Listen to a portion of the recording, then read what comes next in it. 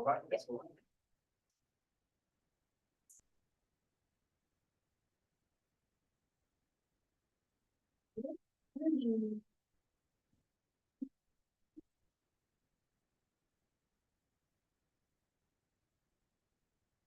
can remember the last time we were here, but it's been a really long time ago. So welcome back. It's good to see everybody.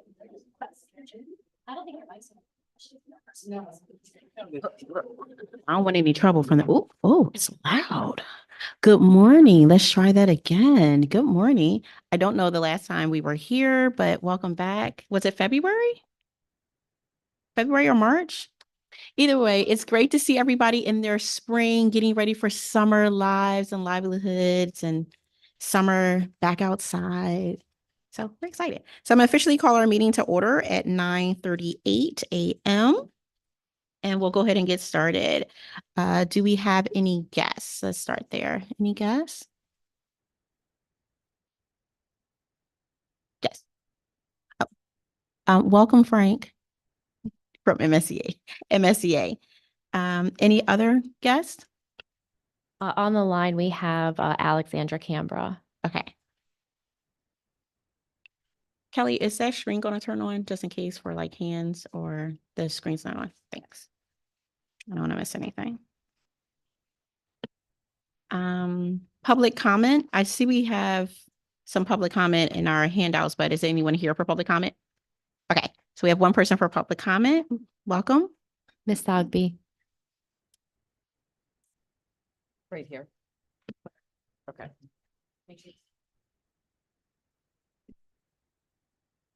Good morning. Good morning, Chair and Co-Chair and members of the board. My name is Liz Zogby. I'm co-chair of the Maryland Down Syndrome Advocacy Coalition, and I'm currently serving as the co-chair of the Blueprint Special Education Work Group, along with State Superintendent Carrie Wright. The work group has been convened by MSDE and is charged by the Accountability and Implementation Board's Comprehensive Implementation Plan, with reviewing special education in Maryland and making recommendations to the department, the AIB, and the General Assembly. At your April meeting, board members discussed the 3-credit special education requirement for licensure of specialists and administrators and supervisors. Concerns were expressed that this requirement poses a significant barrier for hiring, specifically social workers and out-of-state candidates for other positions. Staff shortages are, of course, a very real challenge, but it's critical that social workers, school psychologists, reading specialists, principals, supervisors, and others have foundational knowledge and skills to participate effectively in the special education process in developing, reviewing, and revising and implementing individualized education programs and 504 plans for students with disabilities. Many of the specialists covered in 13A 1204, including social workers, are related service providers whose services are explicitly identified in the Individuals with Disabilities Education Act. Administrators typically fill the required role of public agency representative on the IEP team, as well as develop master schedules, shape school cultures, and assign staff in ways that significantly impact students with disabilities. At our work group's April meeting, members approved 2 recommendations related to teacher qualifications, recruitment, and retention. The first recommendation charges MSDE with development of a plan in which it should consider review and revision of COMAR to align standards and competencies, clinical experiences, and entrance and exit requirements for educator preparation programs, and the requirements for initial licensure and renewal of licensure for educators and administrators with the knowledge, skills, and expertise needed to effectively teach students with disabilities. Today, as you consider how to meet the concerns expressed in this forum about barriers to hiring needed staff, I hope you will also consider the concerns of the work group made up of almost 50 administrators, educators, parents, and advocates who work with students with disabilities who feel that more knowledge and skills are needed.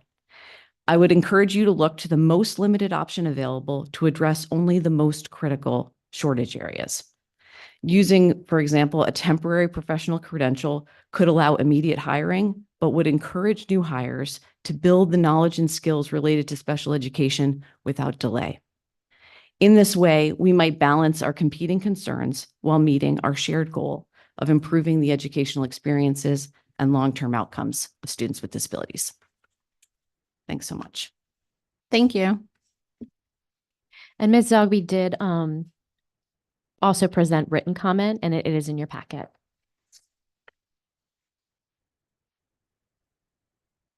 Thank you. All right. Zach, oh, I see Zach here for our state board update. Good morning. Can everyone hear me? Yes. Great. Thank you, Chair Kitchen. Good morning, members of PSTEB. Here this morning, Zach Hands with the State Board to provide an update on the board's regular monthly meeting that it held this past Tuesday. It was a very busy month for the State Board. They recognized 6 National Blue Ribbon schools from across the state: Northeast Elementary in Allegheny County, Oakdale High School in Frederick County, Stone Mill Elementary in Montgomery, Churchill Elementary and Atapeak Elementary in Queen Anne's County, and Smithsburg Middle School in Washington County. And it was great to have all of the schools with us on Tuesday to recognize their Blue Ribbon Award. The State Board also recognized the 8 inaugural Purple Star schools for their service to military-connected children in Maryland, alongside Governor Wes Moore and Maryland Department of Veteran Affairs Secretary Anthony Woods, who both joined the State Board on Tuesday for these recognitions of the Purple Star schools. I won't read all of them as I did for the Blue Ribbon schools, but it's worth going back and taking a look at the presentation on Tuesday, because it was really great to have all of those folks with us in the boardroom. A few of the action items the board took on Tuesday: the board voted unanimously to adopt selection frameworks for high quality instructional materials in ELA, math, social studies, and science. I'm happy to provide the presentation and a copy of the framework adopted by the board on Tuesday to Kelly if you have additional interest in that item.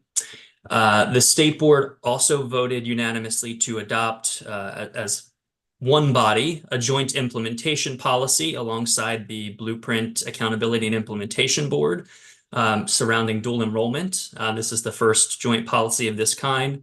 It specifies that for FY25 and FY 2026, that local education agencies are responsible for, at a minimum, covering the cost associated with students taking up to 2 dual enrollment courses per semester, for a possible total of 4 dual enrollment courses per year per student, with the flexibility to review that policy for FY27. The policy is pending approval of the AIB at their upcoming meeting in a couple of weeks. The State Board also granted permission to publish amendments to 2 regulations, COMAR 13A-0509, Programs for Homeless Children. This makes changes required by law through ESSA and updates to the McKinney-Vento Act. And COMAR 13A-0302, graduation requirements for public high schools in Maryland. And happy to provide any information on those 2 permission to publish items as well. And finally, the board granted a waiver to Garrett County Public Schools for 1 day of the 180-day instructional requirement to end the 23-24 school year on Friday, June the 7th. That is everything that I have, and I'm happy to answer any questions. Were there any questions? Yes, good morning. Dr. Shockley? Yes, actually not a question. Thank you for what you shared. You mentioned in your overview that if we were interested in some of the detailed information, that you would send it to Kelly.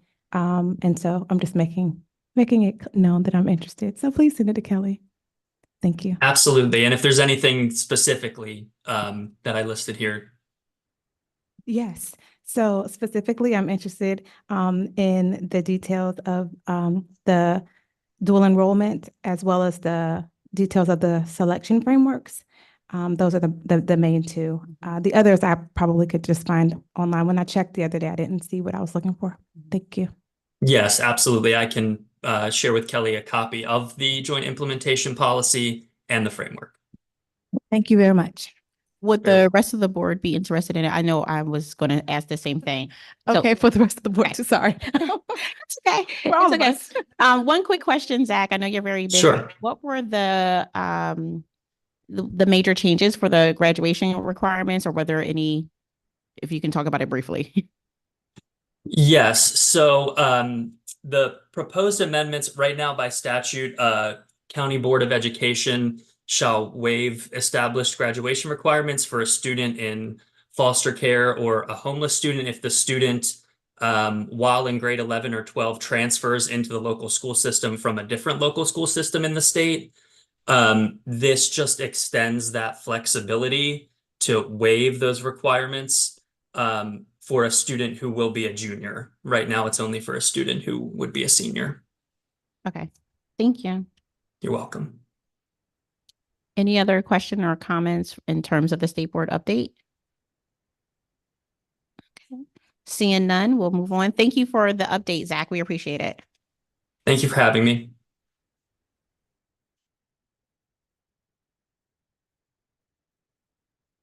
All right, next up, we have our communication update. And so as I stated in the last meeting, I wanted to use this time to, as board members, to update us on just the, when you go back and talk to your constituent groups and your stakeholders, anything that you want to bring back to us, use this time, and also use this time to, Dr. Shockley and Dr. Allen, you weren't here at the last meeting, and we talked a little bit about the practicum. And so I did want to give you the opportunity at this meeting to discuss it again. So let's start there. Dr. Balson, can we start with you? Any communication update from your stakeholders, constituents, or anything we need to know? I think we're just going to lean into some of the things on the agenda for later, so I'll pass the mic. No worries. And it's okay if you don't have anything. I don't want anybody to feel like they're in a hot seat. It's totally okay if you don't have anything. Hi, good morning, everyone. Baltimore City officially notified teachers that the changes in language from certification to licensure, and there were lots of big feelings. And so I think as much as we can just emphasize to constituencies, to districts, to individual teachers that it's the same thing. Like there were a lot of people that felt now I have to start over and I have to get a different license. So I didn't anticipate that being quite the rouser that it was, but as much as we can do to just emphasize that we're not asking current certified teachers to change the way they then pursue licensure would be helpful. The misconceptions. I feel like we did talk about that when we talked about the name change and how we perceived it. And so now we kind of see it's just the misconception and really understanding licensure versus certification. Yep. Ms. Farmer? Okay. No worries. Sandy? Nothing. Ms. Bobbitt? Good morning, everyone. Nice to see everybody. The only update I can think of is that some teachers who are up for recertification have started receiving information about the science of reading. And there's some questions about that. Teachers or professionals are wondering if they have to meet certain requirements now or when those requirements will be coming. So, or when those requirements will have to be met. So as of right now, professionals are being informed that there's nothing needed just yet, but it is coming down the line. Thanks. Amy, anything? Okay. Same. Darren, you got anything? Just one brief thing.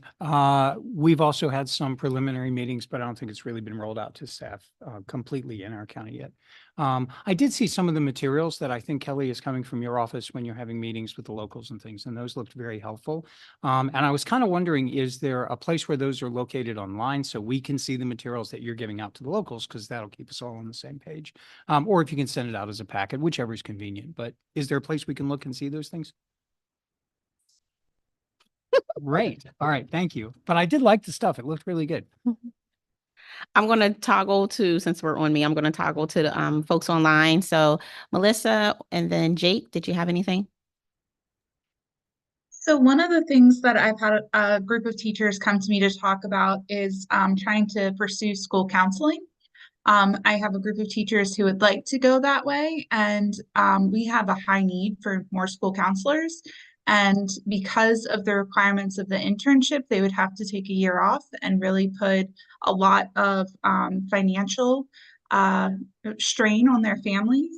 So I was wondering, and I don't know if this has come up before, if there's any sort of opportunity for school counselors to be like a paid internship, or like the admin interns that we have in our schools, where they would work alongside another licensed professional school counselor to be able to get those supports and be able to move in those pathways where they're still getting paid and not the financial burden that we're kind of seeing is happening.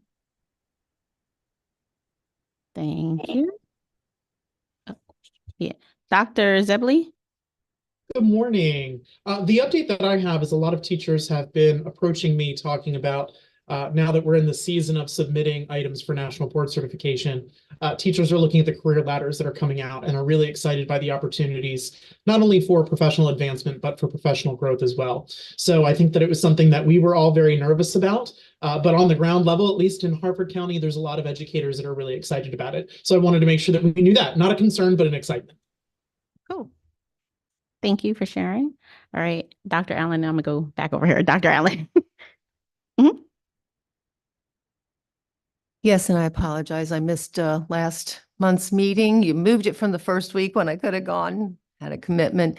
I've been mentioning the word licensure since, pretty much after I came on here and found out, and people were like, okay, that's someday. So far, they're not picking it up, but they're not freaking out yet, so. Good morning again. Specific to the practicum, just the same concerns that this board probably received in letters maybe 2 years ago. I think it might have even been before that, from the teacher education perspective, knowing that there's one sort of document. I think the blueprint says 180 days and Comar says a full year, but either way, there's one that is specific and the other, right? And we know how that people look in different places for information. So trying to make that clear for folks, but also understanding that codifying information can also make it a challenge, because if we lean into the full year, that would allow more flexibility. Specifically concerns are housing for teacher candidates if they are to start the first week of school, that teachers go back. There is, in some instances, those dates are before the school year at the university. Nobody gonna live. And so, right. And so if there are no dorms, for example, that are open, you can imagine the problem. And same thing for what happens when the students remain past graduation. There's a housing issue also because they then have to pay for summer housing. They also are then delayed, including our out-of-state students, when they can apply for certification because the year doesn't actually end until after actual graduation. So those are just a few. Just take yourself back to when you were an undergrad, and think about that experience. So again, it's more about the codification of the language, and that's specific to the practicum. Generally speaking, just in terms of feedback, and we might get into it later, there are also interpretations about certification and licensure that are bringing challenges to library media, because a lot of our programs are certificate programs and not degree programs, and they cannot have a transcript analysis anymore. And so we'll talk about that later. And so, yeah, those are sort of the main issues that have come about. And Dr. Allen and I were at the American Educational Research Association representing the state of Maryland well. So please forgive our absence. No worries. Dr. Taylor? Oh, okay. Okay. Dr. Gartland? No. All right, well, Kelly, I think we're around to you. So I do have my own announcements to share. And then if you would like me to respond or answer any questions pertaining to anything that anybody else just brought up, I'm happy to do that. I'll take your lead. But as far as my update, I did want to share that last night we had our first of 3 scheduled. It's probably going to turn into 5 sessions with teachers that we are partnering with MSEA on a series of technical assistance sessions. It's the same session that we're offering multiple times. And it's half, here's the overview, and it's half, okay, let's open it up and answer questions and have a discussion. And so it went well last night. And it definitely it informed us for how we can tweak it for the next one. The next one is on the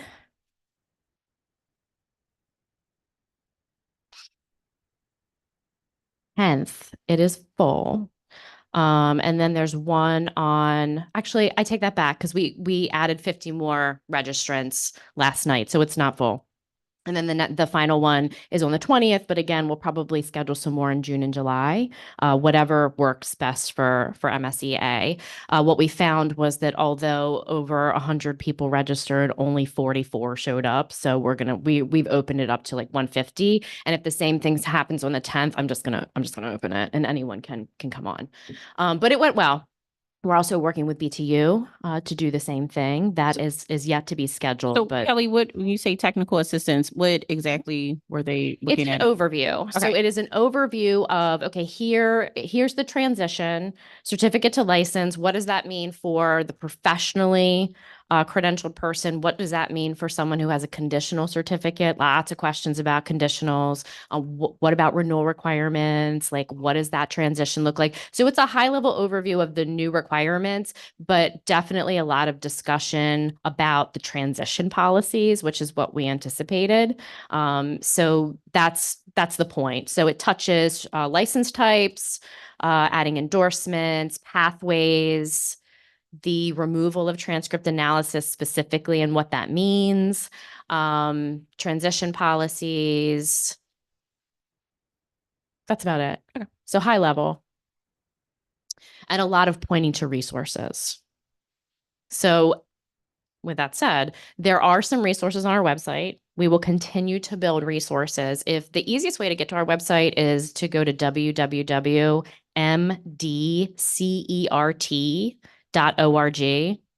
Probably gonna have to change that vanity URL sometime. So that's the easiest way to go, or you can just Google MSD certification or licensure and it'll pop up. So when you get to that page, if you scroll down to the bottom, there's a resources section on that page. And one of those links is to training materials. So all of their mini chunked PowerPoints that we put together for our LEAs that upon request, we kind of gave them a larger overview and they said, this would be helpful if you kind of chunked this in a way that we can just distribute it and we can all be using the same thing. So those are there. It is also our intention to start publishing little mini videos on our YouTube channel where we talk very specific on focused things like what are PDPs and how can I earn them? Or, how do I add an endorsement to my professional teaching license? What does it mean to go from a certificate to a license? So that's in the works. Could you either email us or just repeat the URL? Absolutely. And I can do both. It's www.mdcert.org.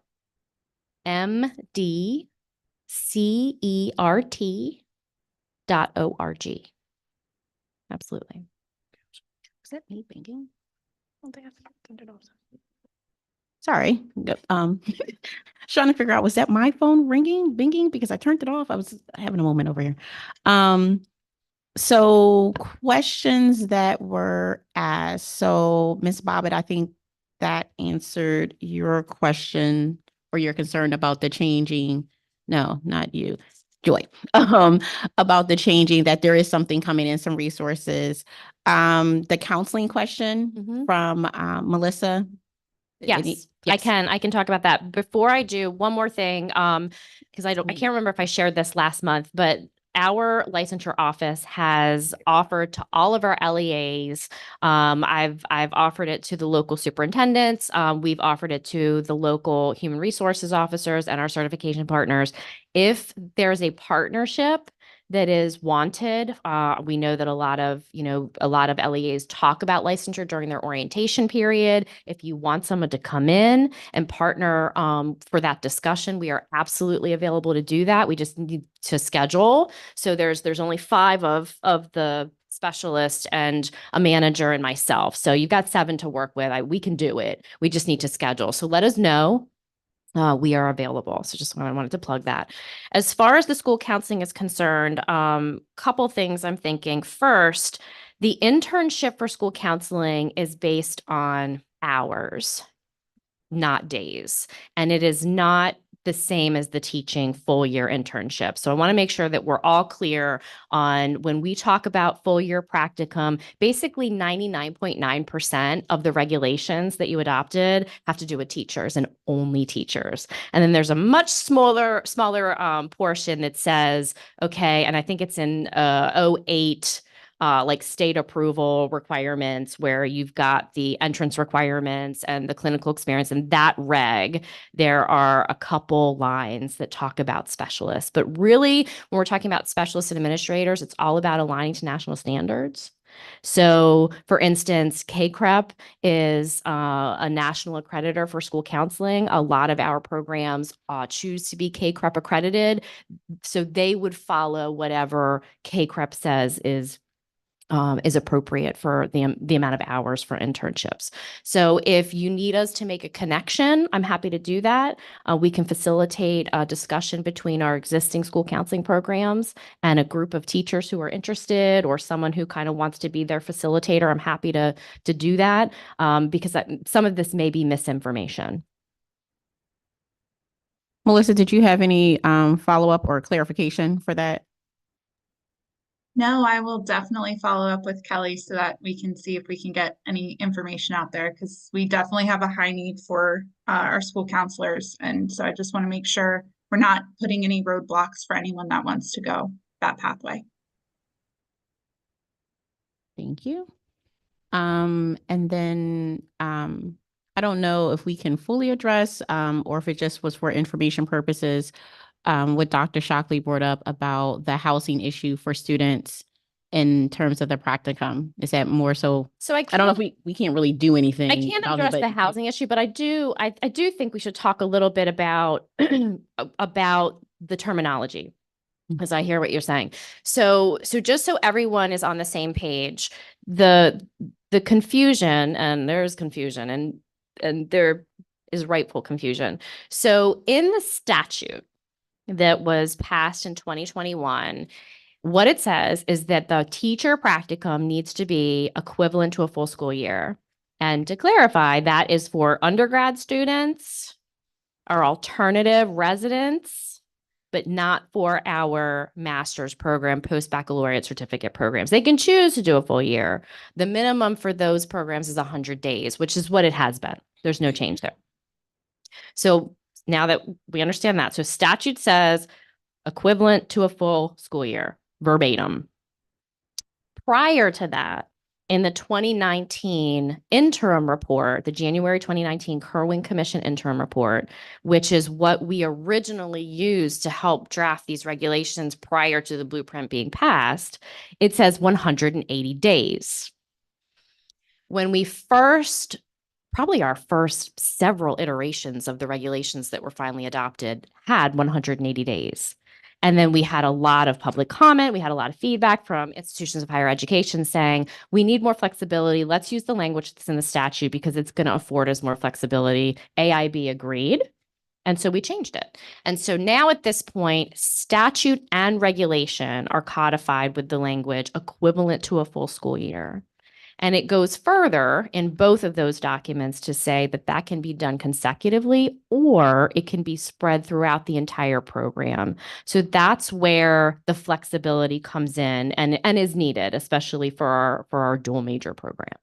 Yes, thank you. And we discussed that, I think, in maybe January or February, whether or not to even revisit it to codify. I was just mentioning, that it come up again, and we're leaning into not codifying it and into the equivalent of a full year. But that conversation had resurfaced since we were talking about the practicum.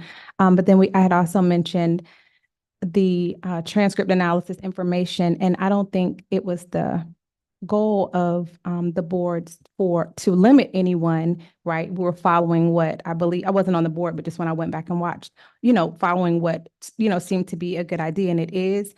But there are some programs that, or individuals who finish their programs before, I don't know if there was an announcement about it, but before the transcript analysis opportunity went away, and they're just now seeking certification either because they were away or moved away or whatever. But I'm thinking specifically of a couple of cases, and because they are in a certification program and not a degree program, that program was developed and approved with a stamp to go through transcript analysis, not for the Parent degree. STEM, is it STEM? It's library media. Library. So that has not gone away.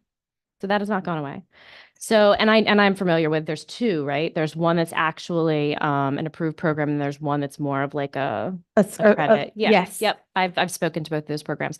So right. So the library media specialist is a specialist, Yes. not a teacher. Mhm. There, so it has a separate reg. Which is what we were hoping. So I'll just forward you the latest. Absolutely. Yeah, because I was saying what you were saying. I have a note that Jason needs to work with you. Yeah, because- okay. Yeah, Thank you. sure. Ms. Bobbitt? All right, two questions. Well, one comment first. So I know programs like Urban Teachers or Teach for America provide housing for participants in those programs. And I was wondering if there were a possibility you could maybe reach out to those programs coordinators to see how they're able to provide housing and to see if there's some discounts available maybe for your students who will be transitioning into their careers. Oh, thank you, Ms. Bobbitt. So I was actually in graduate school with the leader of the urban teachers, who's leading the Baltimore cohort. And yes, we have been thinking about options. With that said, if we lean into a full school year and interpret it in other ways, I don't foresee that as a challenge. One other question. I had something else about the evaluation as well, the transcript analysis. So I do have a teacher that I've been working with who is a conditionally certified teacher, and she is looking to get her professional certification. She has reached out to the specialist at district office who is responsible for her file, but they are letting her know what school she could take coursework at, but they're not letting her know exactly what courses she needs to take. So when she reached out to the college to get registered, they were telling her she needed to know what courses she should take first, and they've recommended that she get that information from the district. But that hasn't been provided. Is there another way that she can get like specific courses based on what she's already completed? So if I may. Yes. So I don't know if we've talked about this particular transition policy, and this is not published on our website. It's just something that we've been sharing with those who are employed. If you have a certification evaluation that was issued between January 1st, 2020 and March 31st, 2024, the day before the regulations became effective, we have automatically extended that evaluation for a 3-year period. So if you're on that road and you've decided to go the credit count pathway to licensure, then we're not just going to cut it off on April 1st. Those individuals have 3 additional years to get it all done. Now, if they're not done by April 1st, 2027, that's a problem, and they will have to pivot and they will have to decide on another pathway. So they've got 3 additional years on top of whatever they had previously. And these are conditionally licensed or certificated or credentialed folks. So that's to say that if you are in that boat and you do not have a copy of your certification evaluation, and you are having an issue getting a copy of your certification evaluation, then you should reach out to us and we will help facilitate that conversation. And Ms. Bobbitt, you can email me directly. If you were never issued a certification evaluation prior to April 1st because you were not employed at that time, it is no longer an option. So it is only for those individuals who were employed on that conditional certificate at the time between January 1st, 2020 and March 31st, 2027. They should have received a certification evaluation. And if they are having an issue finding it, we will absolutely help make that happen. But April 1st, that goes away.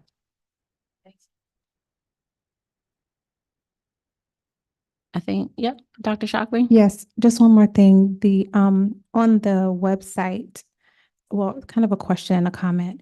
I don't know if MSDE has staff that look at whether there are older links that are still populating.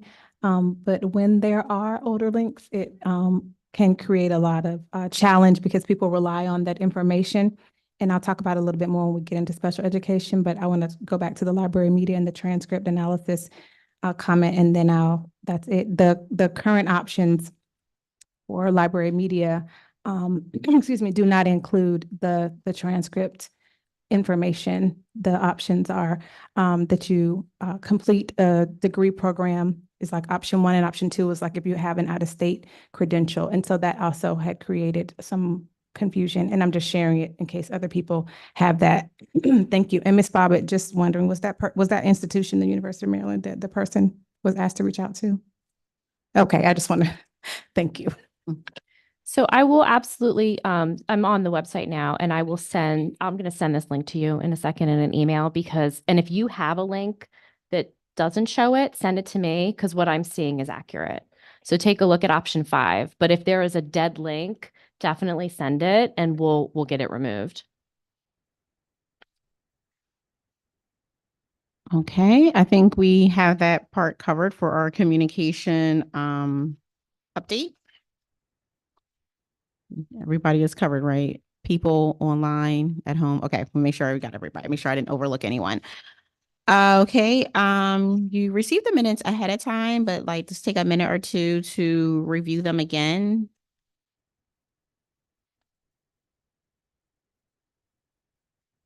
And then Kelly, the people coming for the teacher collaborative grant, are they going to be virtual or are they coming in? They are going to be virtual and I expect them at 10:25. No problem.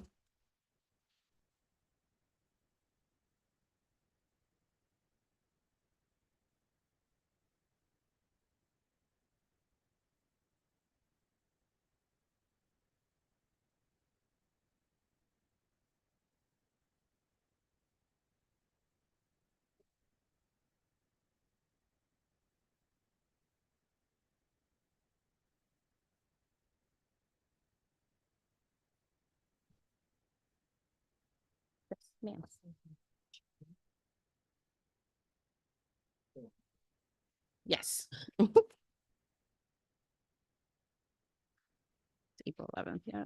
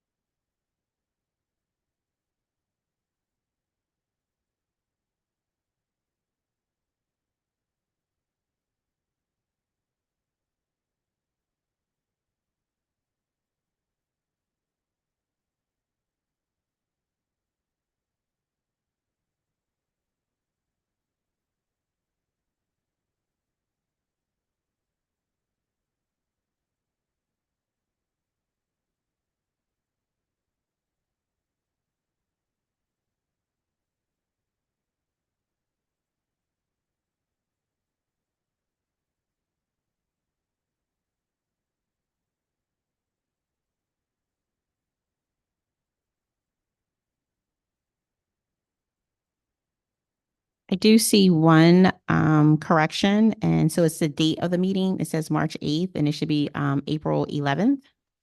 Were there any other for the minutes, for the April minutes, it says March 8th, and it should say April 11th.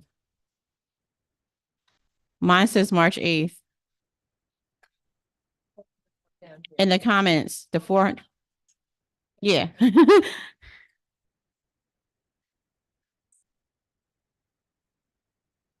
Were there any other? Yes. Ms. Farmer was absent. It says that she was in attendance. Aaron?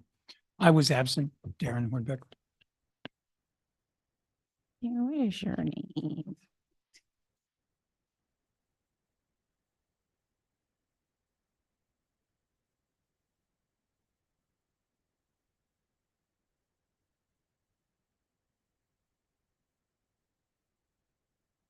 Any other revisions or corrections?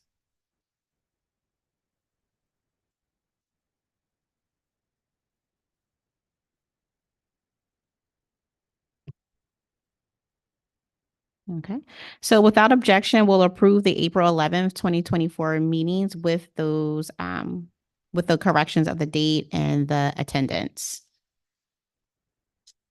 Seeing no objections, the April minutes are approved, with the corrections mentioned.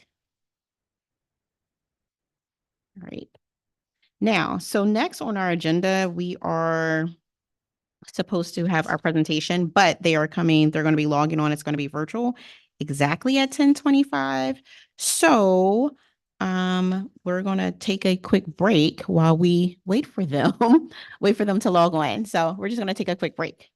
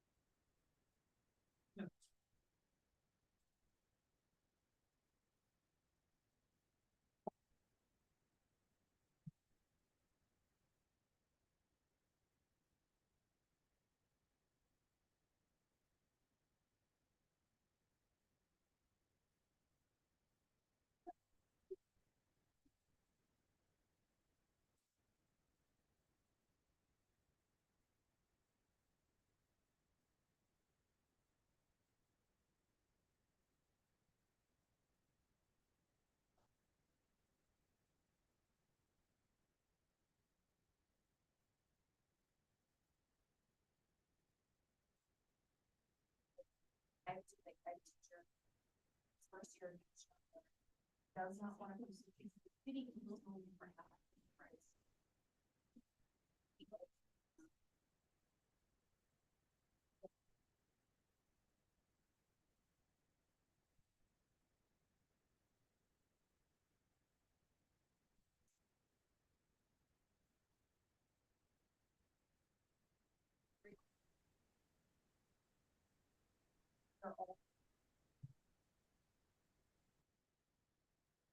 it's not a like it's not if you have balances, but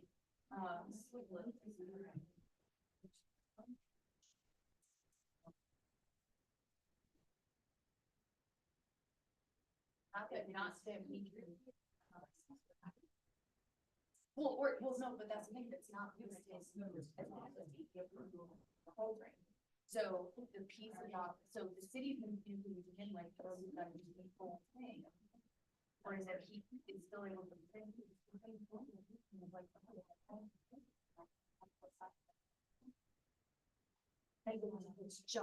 Good morning, Dr. Gibson.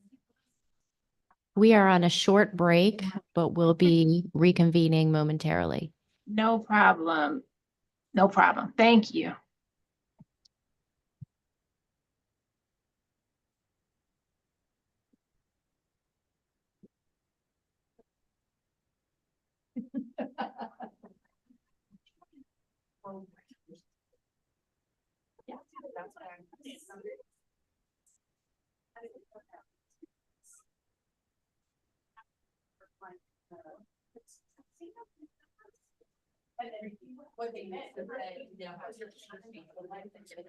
The old what?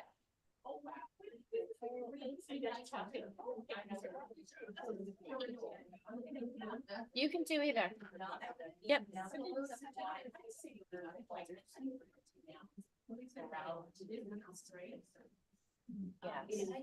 Yeah, we need to get you CPDs. Yes, email me. It is the number one opinion, it's the number one email that consists of. So, Jamie and I have hundreds. The programs that we do.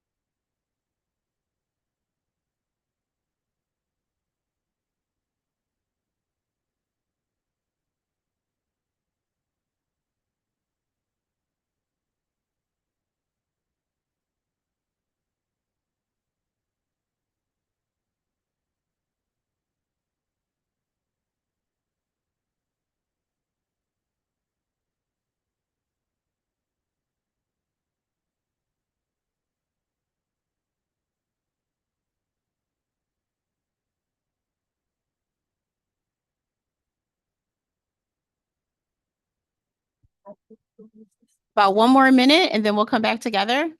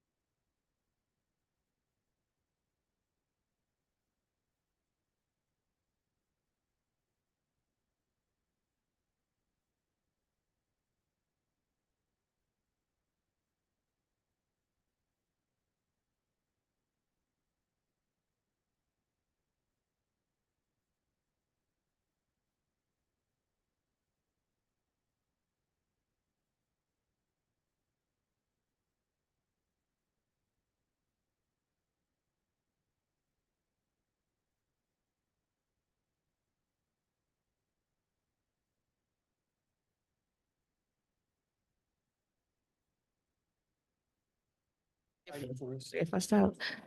All right, I think we are ready. Welcome back. Welcome back. I see our guests are here. So Kelly, I will let you introduce our guest and then we'll get ready to get started. Absolutely. So we are joined today by Dr. Simone Gibson, and I will certainly let her introduce herself and tell us a little bit about herself. She is here today to share some information about the Uplift program, which was one of the original Teacher Collaborative Grant awardees and one of two that has completely finished their program. So we already heard from the Howard County and a Bowie collaborative. So Dr. Gibson is here to talk about the Baltimore City Morgan Collaborative. So with that, I will turn it over to Dr. Gibson. Dr. Gibson, you should have the ability to share your screen, but if you run into any issues, please let us know. So, good morning. I can't see all of your faces. I just kind of saw a line of folks. But my name is Simone Gibson. I'm an associate professor at Morgan State in the Department of Teacher Education. And I want to give you a little bit of background information. I'm a reading person, which means that I train pre-service and in-service teachers to help ensure that their kiddos know how to comprehend. And I look at the numbers of kiddos who cannot read, and it is abysmal. And there's quite frankly no real reason why this should be happening. I have the privilege of sitting on a number of boards of different schools, local schools, for instance, and private schools. And what I noted is that whether it's a private school that specifically targets kids with language-based learning differences or just a private school in general that doesn't focus on language-based learning differences, teachers were gaining access to really high quality training, and these kids are reading. These kids who are either dyslexic or have whatever going on in their background, they know how to read. And my question before Uplift was, well, why? There's no real reason why, shy of there being some cognitive differences, there's no real reason why kids can't read. And when we look at the data, especially kids who look like me, little brown faces, little black faces, the numbers are always piss poor. So my curiosity and my wondering, which brought me to this partnership in part anyway, was, why is it that kids don't know how to read? There's no real reason shy of cognitive issues, and most people don't have those issues. And two, what is it that we can do to help prepare our teachers to ensure that our kids can read? So again, looking at what's going on in some of these private schools and observing that the same kids who have similar backgrounds in the city schools don't know how to read, but these kids in private schools with similar backgrounds know how to read. So the question becomes why? And one of the reasons to why was training. And I don't know, do we have any reading people here? Okay. There's reading people here.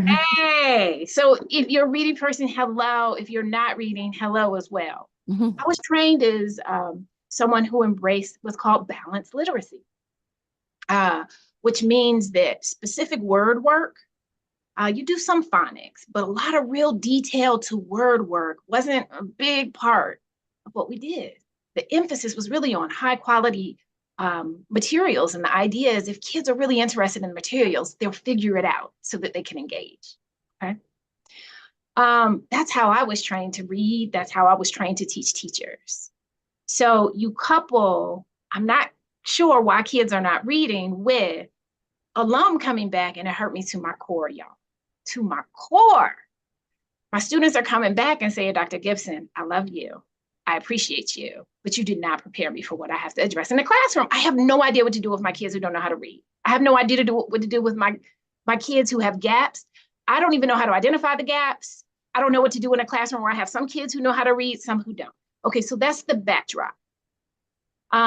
Before, maybe 2-3 years before Uplift and the Teacher Collaborative Grant, I started searching because I'm trying to figure out, how do I couple this observation of these teachers at these private schools having the training and this critique of our alum? And what became part of the solution was training within the science of reading. And we can have a conversation about the science of reading, what you like about it, what you don't like. We can talk about that. But I went to one training. A colleague of mine had some funding. He said, I'm gonna send you to this training. His son was dyslexic. He said, I'm gonna send you to this training. I think it might be something you should consider. And when I tell y'all, light bulbs just went off. And so I started going to more and more and more training and infusing more of that work within the work that we're doing here at Morgan, but also in the work that we're doing as it relates to training teachers. And that brings us to the Teacher Collaborative Grant. So about 2 years or so after I started learning more and more about science of reading and integrating that into the work I was doing with pre-service and in-service teachers, we learned about the collaborative grant, the Teacher Collaborative Grant through MSDE. We submitted a proposal and were thankfully awarded, because that funding has done a lot to continue the work that we're doing with science of reading, but also obviously around national board certification. So I'm gonna talk about that. The program is called, or the project is called Uplift. It stands for Urban Partnership on Literacy Instruction for Teachers. You got the blue and orange because those are Morgan's colors. Those are their colors. And essentially it involved us working with pre-service teachers. Oh, let me share my screen. It's here.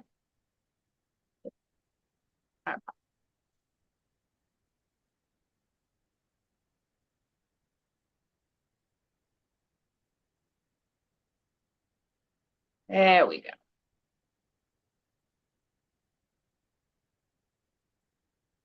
So the work involved 3 populations: students, specifically struggling readers in grades 3 through 8. And when I say struggling readers, students who are testing at least 2 grade levels below their grade level, their assigned grade.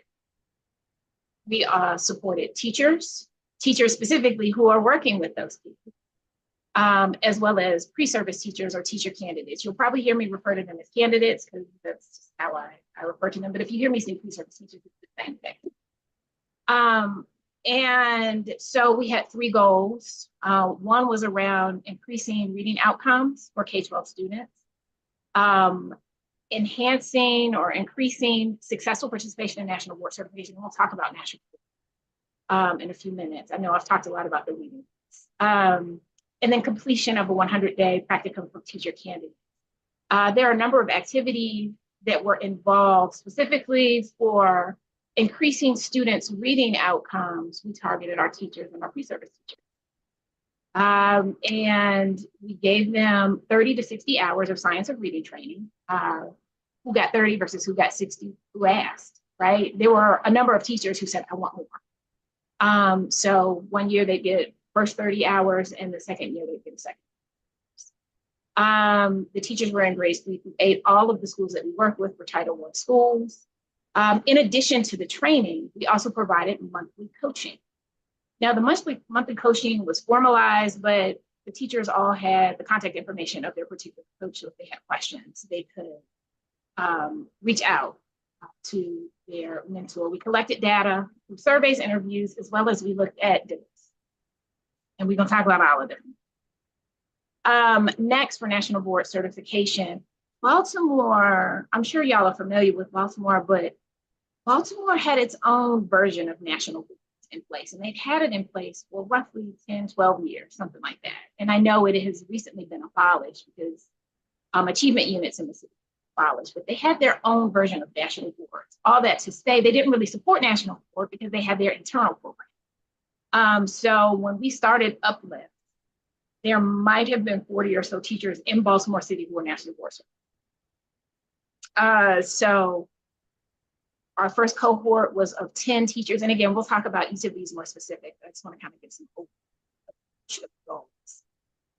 We worked with a very small cohort of 10 teachers. Each teacher had their own individualized mentor who was either in the same or a similar area that they were pursuing. And they also had monthly meeting sessions, mandatory with both their instructors. So they have the equivalent of a class every month, as well as mandatory meeting sessions with their assigned mentor. Ways that we evaluated that were obviously submission reports that came from national board, just to confirm who submitted and who actually passed, as well as interviews with both coaches and the national board candidates or teachers pursuing. And last but not least, Uplift, through Teacher Collaborative Grant, also started working towards the creation of a program that supported candidates being in the field for 180 days. When we got the grant, we already had a system in place where our candidates were, during their senior year, in schools already for 100 days. But obviously with the blueprint, we needed to increase that to 180. So through the Teacher Collaborative Grant, we established the junior practicum, which is 20 days of practicum experiences during your junior year. And the ways that we collected data to understand the impact of this with interviews of mentor teachers, faculty in the department, as well as teacher candidates, as well as surveys. How are we doing so far? Anybody have any questions? We okay? This board is very robust. So Dr. Gibson, I'm going to say hello to you again because we know each other from something, another time, another place. But the board is very robust and they probably will stop you if they have questions. I think they are just taking it all in. But are there any questions so far? No. But they'll no worries, they'll stop you if they have questions. Okay, no, please. We're talking, right? I appreciate the conversation. So please. Next slide. So let's start by talking about science of reading and the impact on teachers and students. So there's so much talk about science of reading right now due to a lot of the AIB work that's going on in the state. But when we started back in 2019, it was like a blip on the map. You had some individuals who had been trained in letters. Some people had maybe had some Orton Gillingham training. They had been trained in science of reading, but it was sparse, inconsistent at best. So when we started doing science of reading work with the teachers in Baltimore City, with the schools where Uplift was located, none had any training in the science of reading or structured literacy. And the feedback was overwhelmingly positive for the training. Fantastic. I mean, it's a lot of information you get in a very short amount of time. But teachers overwhelmingly, this is phenomenal. One of the best, if not the best, professional development trainings that we have ever had. And we had some reading specialists who participated in that, right? So overwhelmingly positive responses to the training itself. We're going to get to some lessons learned in just a moment. We sought out to work with just 15 teachers a year, which is very small in comparison to the greater number of teachers in Baltimore, but we sought such small numbers because, again, this was fairly new. And also, remember, we work with teachers in 3 through 8. Typically, reading training is offered to teachers in K2 because the idea is in K2, you're teaching kids to read, whereas above second grade, you're really working on comprehension. Structured literacy helps, it deals with comprehension, but it's typically aligned with teachers who are working with kids who are learning to read. Now, we know in Baltimore City, where we have a very low reading comprehension rate for kids K-12, it is something of great relevancy for kids beyond second grade.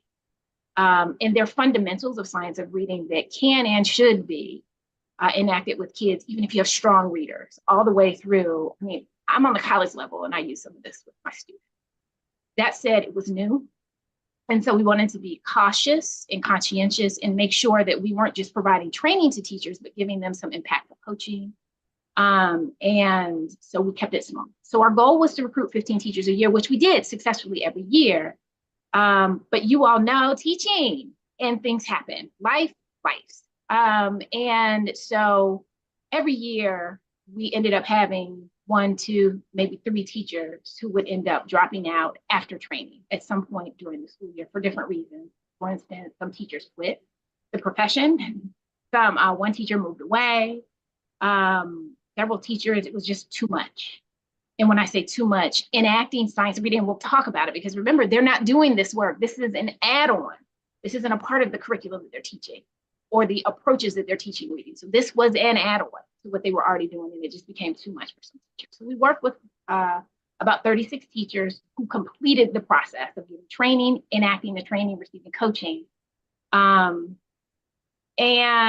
we worked with 312 students. Why 312? It's a random number. We gave teachers, after they had the training and they signed up, we gave them the option of working either with whole group or small groups of students. And in retrospect, we learned a lot from that decision, but that was the decision that was made. We wanted teachers comfortable, and some were more comfortable working with a smaller group of students and acting this approach was brand new for them. And some teachers were like, oh, my kids need this. I'm doing this with everyone. So the numbers were really inconsistent. So for instance, we might have a teacher who produced 3 or 4 students, outcomes for 3 or 4 students, whereas other teachers had 50, 60 students, depending on how their classes were built. So overall, just gave really great feedback about the experience and about the training. Here's what we learned, lots of lessons learned. Science of reading, the training that we provided initially, we went through the Institute of Multisensory Education, IMSE, as the vendor, and it's great training, but they have their own program in place. So what teachers walked away from the training with is, I got to teach my curriculum, and I've got to teach the IMSE curriculum. Or use the IMSE structure, rather. And it's too much. So a lesson from that is that science of reading training, especially when you're working with teachers who do not have a curriculum aligned with the science of reading, we have to teach them integrative methods as opposed to standalone methods. And the course that we were offering teachers, the training rather, was standalone. So again, there's lots of benefits to that. I think teachers got a lot of exposure, but one of the greatest critiques was, what do I do with this, right? So, and we can talk about this, but we basically created our own training for the teachers. And it was one that talked a lot about the brain, that talked about the components, the major components of reading. However, we also look specifically at how do you integrate this knowledge within Wit and Wisdom, which is the curriculum that was being used at the time at Baltimore City. How do you take this knowledge and make it something that's real and applicable to the work that you're doing on a daily basis, as opposed to something that you've got to carve out time to integrate, to work on with your students. So that was a major lesson. Training needs to emphasize integration as opposed to standalone models. Coaching. I've worked with lots of first-year teachers, and even talking with Baltimore City and Baltimore Teachers Union, there was an overwhelming cry, or cry is the wrong word, that's dramatic, but request for coaching. So as a part of the proposal we wrote, coaching is a big part of that, but we learned a lot about coaching for starters. A lot of teachers, while they want coaching, at least the ones who participated in our project, coaching was aligned with get in trouble. It was punitive. And so we're coming with our little program and our really good intentions, and teachers didn't necessarily feel comfortable letting us come in to visit and see how they were integrating science of reading, even getting the feedback and what to do with the feedback. So there was a process in place where we learned it is really, really important to have relationships with the teachers that you're working with, and to have some really explicit conversations with the teachers about the role of coaching for this project, and that it's not punitive. We didn't share any of the feedback that we gave to teachers with the administrators at the school. That was just between the coach and the teacher. But it took a while to build that trust. So there's a demand for coaching, but it's not enough just to take someone or put them in a classroom who knows what science of reading is and what it can and should look like. It needs to be someone who has a trusting relationship. And so that sometimes takes time. So that was one. Something else we learned about teachers. So a part of science of reading involves data. And you're assessing students. And I don't mean like these hour-long assessments that take days and need all kinds of technology. I mean, these are really quick 2, 3, 5-minute assessments to understand, did what I taught you make sense? Have you understood it? And if not, I got to go back to the drawing. So that progress monitoring is a huge part of the work. And what we learned is that, one, a lot of our teachers, they know what assessments are, but one, didn't know how to create their own assessments. Just quick assessments to see, did you learn this particular concept? When they gave assessments, like these big assessments to the school system, they didn't necessarily understand the purpose of the assessment. And if they did understand the purpose, a lot of them didn't know quite what to do with the data. So I have this data, I understand what this data is telling me about my student. What am I supposed to do? So we found that a lot of the coaching actually involved helping teachers around data, understanding data, but then also creating plans around small group instruction. They didn't know what to do with small group instruction, especially, now remember, this is 3A. We typically align small group instruction with our kiddos who are learning to read. But it was really, really important, especially where you have classes where everyone is on different reading levels, or lots of kids are on different reading levels. That small group was the time that teachers had to give that attention to kids, and 3 to 5 kids, and sometimes even. So we found that in working with science of reading and coaching around it, before we could even get to the science of reading piece, we had to address the assessment piece. And then administrators. So we worked at schools where Morgan already has relationships, as in we have teacher candidates already there. And there's a benefit to that. The problem with that is I think we relied really heavily on relationships to ensure that we had access to the teachers and could do the work, but the buy-in wasn't necessarily there outside of those relationships. And what we found is that even though teachers really appreciated the training, they felt like it was a benefit to their pedagogy. They learned a lot from it. What we found is by the end of the year, like the next year, a lot of the teachers were not using most of what they learned. Why? Because it wasn't a value. Well, let me not say it wasn't a value. It wasn't the priority of the principal. So even really experienced teachers, what we found is they follow the lead of their principal. And if the principal says A, B, and C is important to me, the teacher may say, what you're doing through Uplift is really great, but I'm in alignment with A, B, and C because this is how I'm evaluating. So even though it was great training, fantastic feedback. And the teachers talked about the ways they saw their students grow when they used this. A lot of those methods and strategies and approaches that they use died. because the principal was not in alignment with the importance and significance of that. And it's not just the principal, it's the administrators, like, you know, at the Board of Education, understanding what we were doing and not only being on board, but advocating, it becomes a priority.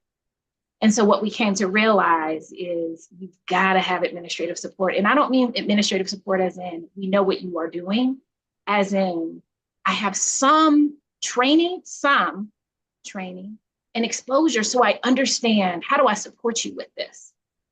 What might your evaluations and visits look like in light of the fact that you're brand new at learning something?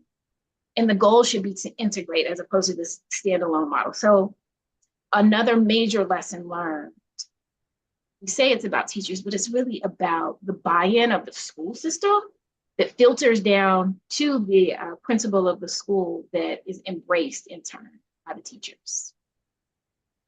You okay? I'm running my mouth a lot. No question.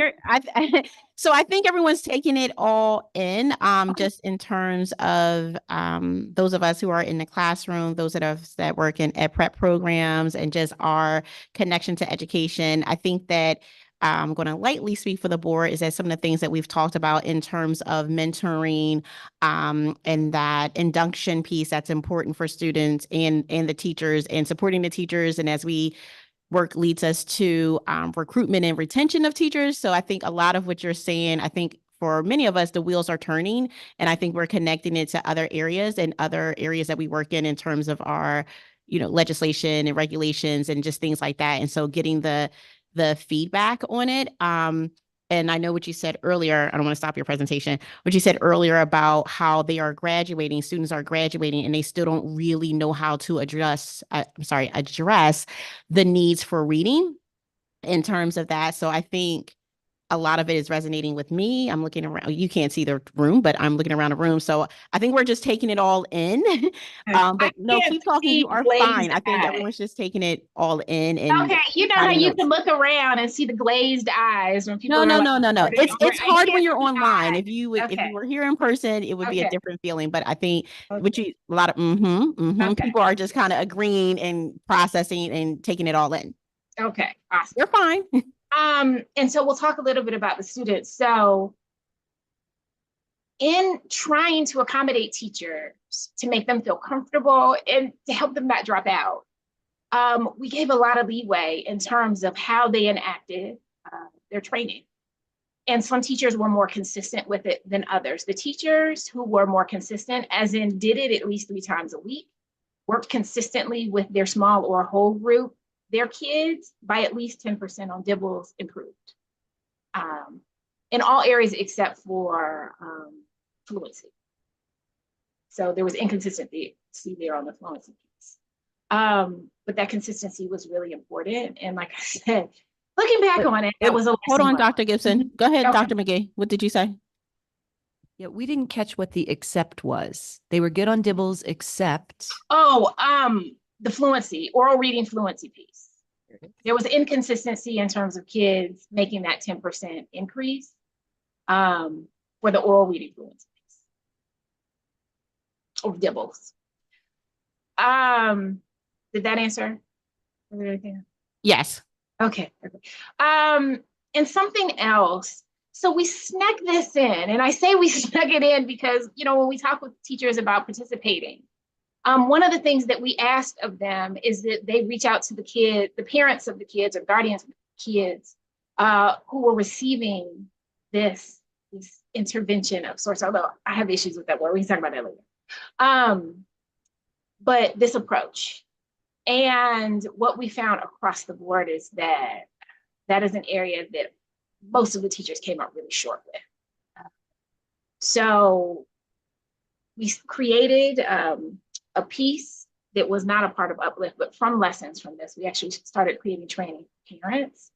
But we also enhanced the training on the Morgan side in terms of how we prepare our students to engage parents, what that can and should look like.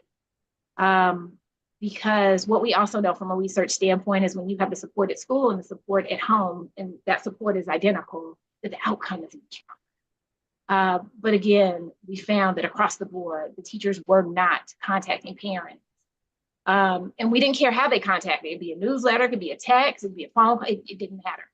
That was not happening. So we've created some internal structures as a result of that to address that. But those are some lessons learned specifically for the science of reading piece that is aligned with increasing reading outcomes for kiddos. I'm gonna keep going unless we got any thoughts, questions. Any All right. initial thoughts or questions? Ms. Bobbitt? My only wondering is when you spoke about buy-in from school leadership and district administrators, I just want to know more about how you were able to get them to support teachers providing literacy instruction. I don't know if we ever did a good job with that, to be very honest with you. What we did start doing is having a training of sorts at the beginning of the year where we can't mandate. I mean, you know, how do I mandate a principal to show up? But we asked them to show up to this training, politely stated that if they didn't come to the training, respectfully, this is not going to be a good fit for school. So we provided some training, an hour long. So I don't even know if training is the appropriate word, but some exposure to what science of reading is. And we also gave them feedback from the teachers. I think this was the first 2 years, the feedback that they had about what they would have needed for the program for them to be more successful in enlivening this work, this training. So we shared that feedback with them. And part of that was time.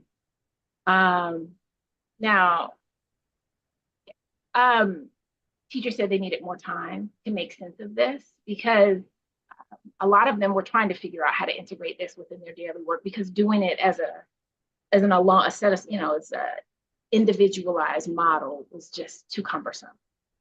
And they also needed to not be pulled when they were getting coached during coaching sessions because the principal may not realize either A, you had a coaching session or they didn't value that coaching session the same. So if the school is, you know, lightheaded for the day, a teacher may be pulled from a coaching session to do lunch duty or, you know, whatever. Materials, a lot of teachers wanted more materials outside of what our program could support. Well, so for instance, there were some teachers who did small group and they wanted to work with more kids or even do whole group. And so materials from administrators, you know, sometimes are responsive, but sometimes not so much.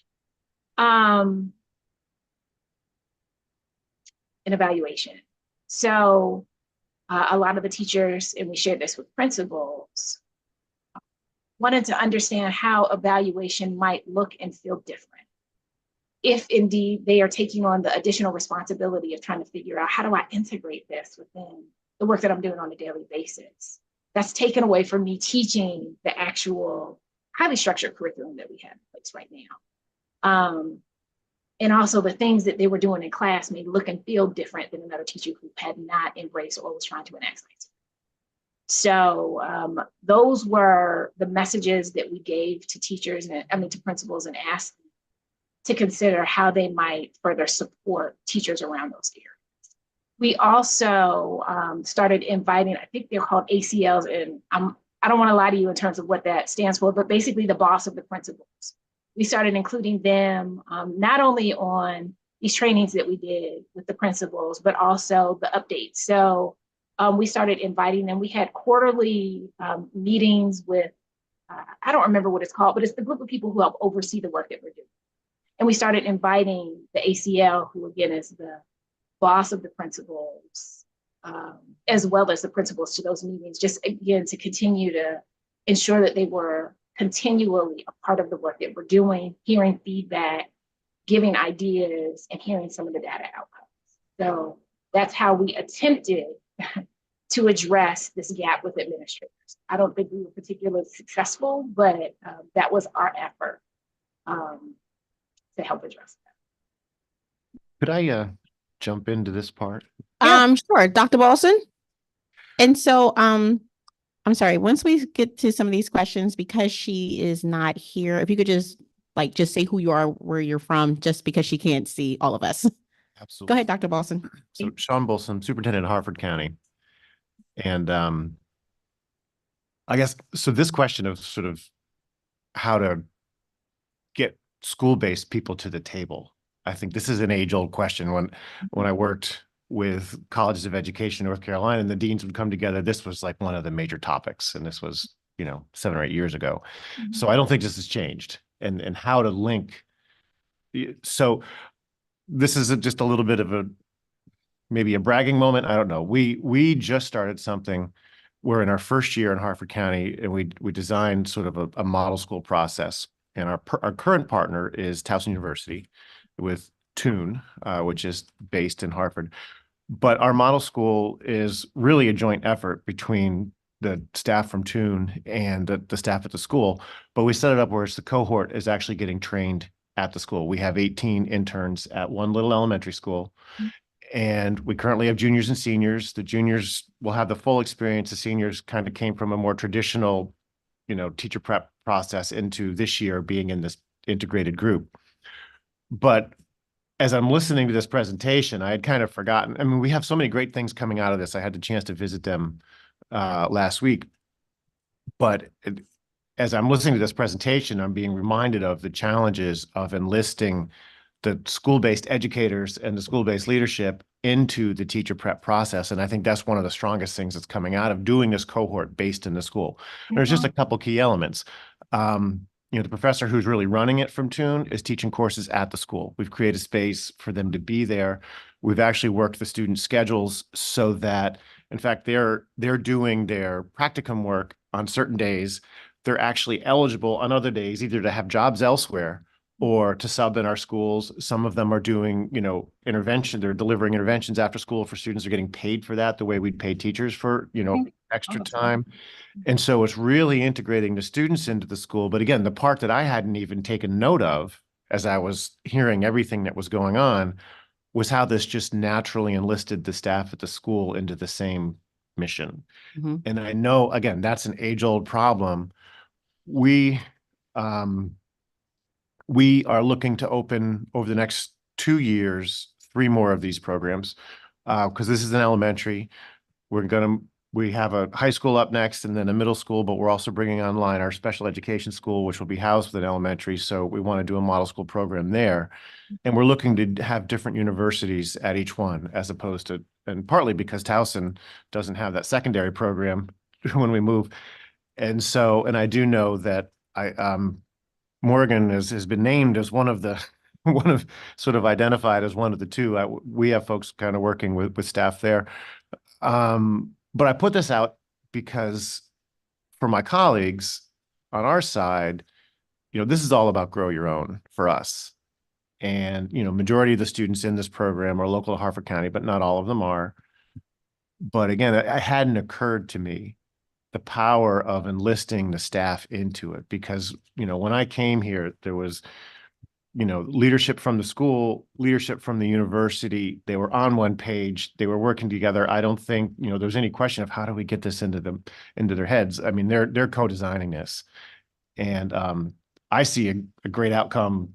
It's going to take a couple of years before we get all these students, but a great outcome. But if there's a chance to sort of talk more about this at some point, or even if anyone wants to come visit and talk to the staff, I mean, they've designed it.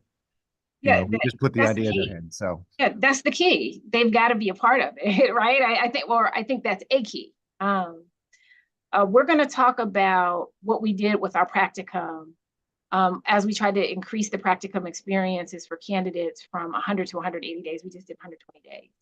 I'll talk a little bit about that. And some of what you talked about, we have accomplished or are accomplishing. And some of what you said, we hadn't done. But that teacher collaboration piece, that's really, really important. Thank you for sharing that. Get back. Okay. So the first goal for Uplift involves science of reading and teachers getting trained in it and the impact on students. So we talked about that. I'm gonna move forward. The second goal involved the completion, or we were just talking about this, of a 120-day practicum experience for teacher candidates. So I work in. So primarily what I do is work with students who want to be teachers.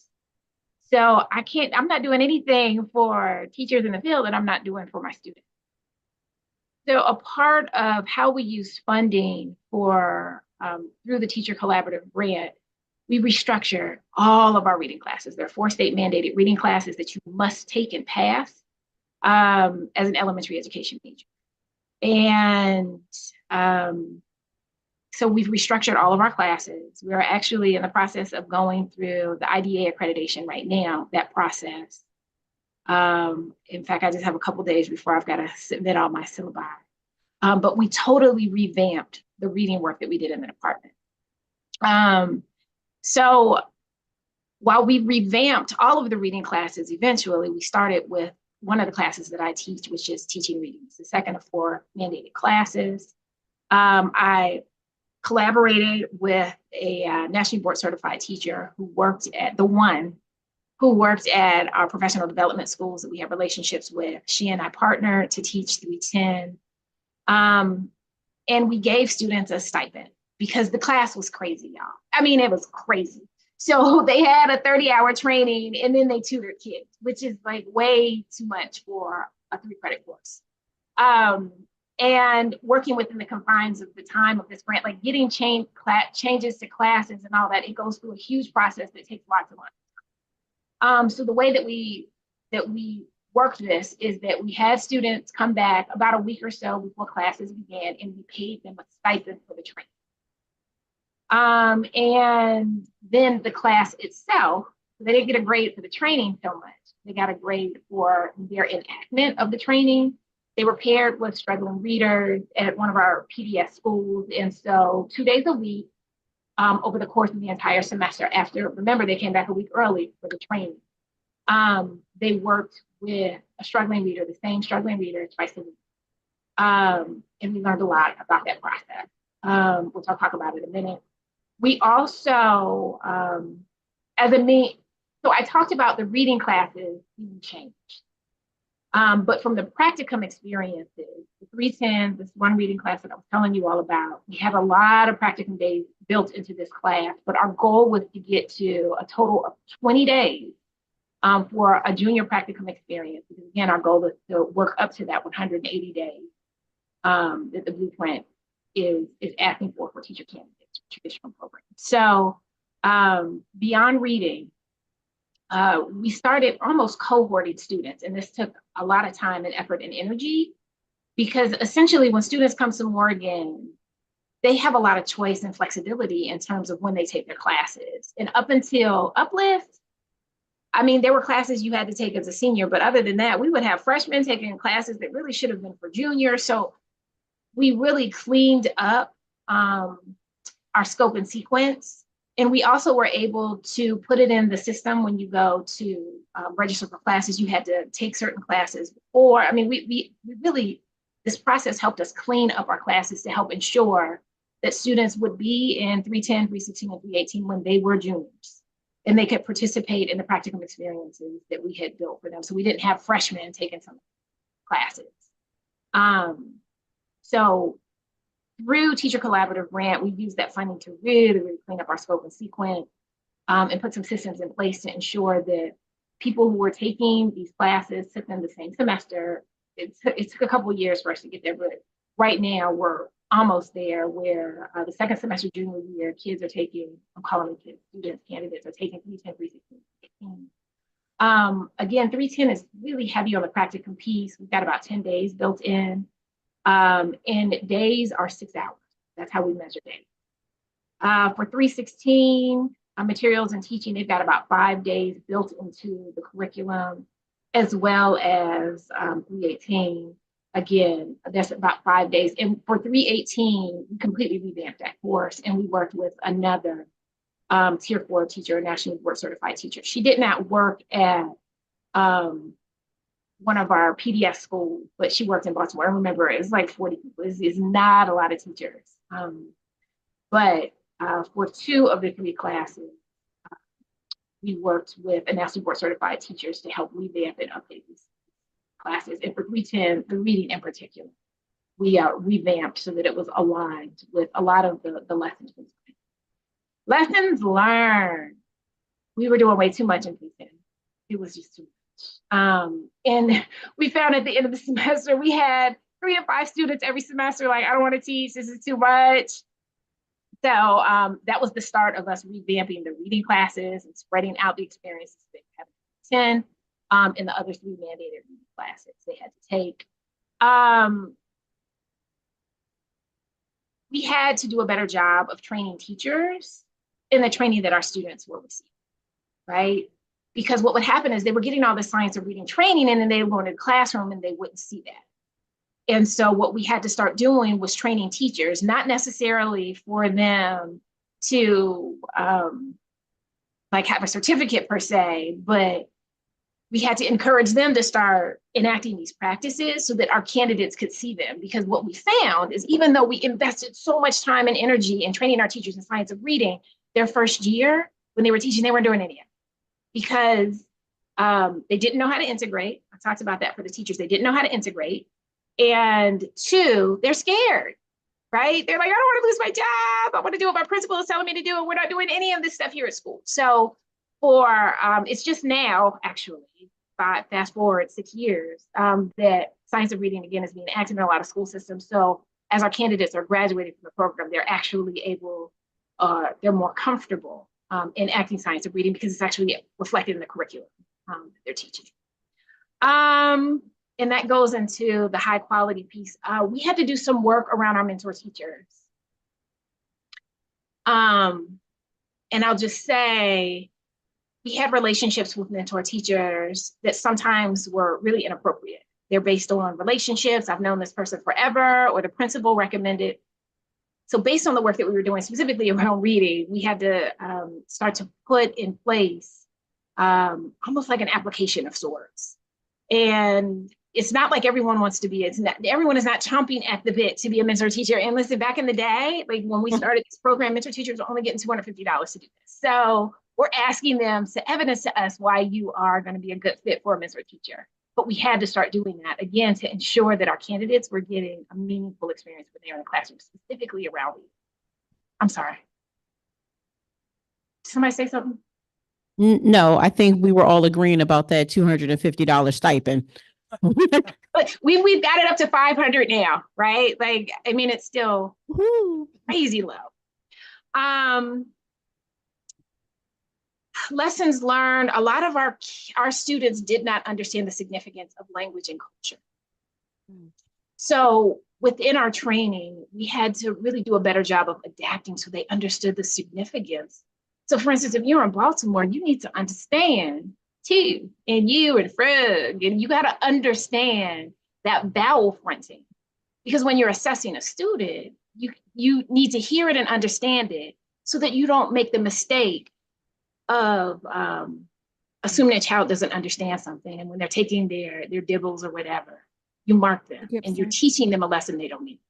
Dr. Gibson, there's a question or comment. Oh, Hello, Dr. Gibson. Hi. This is Dr. Terrell Shockley. How are you? Hello.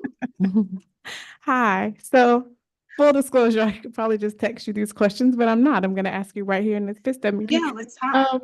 So thank you for your great work. You just mentioned, because I really wasn't going to talk, but I am, because you just talked about language and culture. And I want to merge my question between both your practicum experience and the science of reading through Uplift.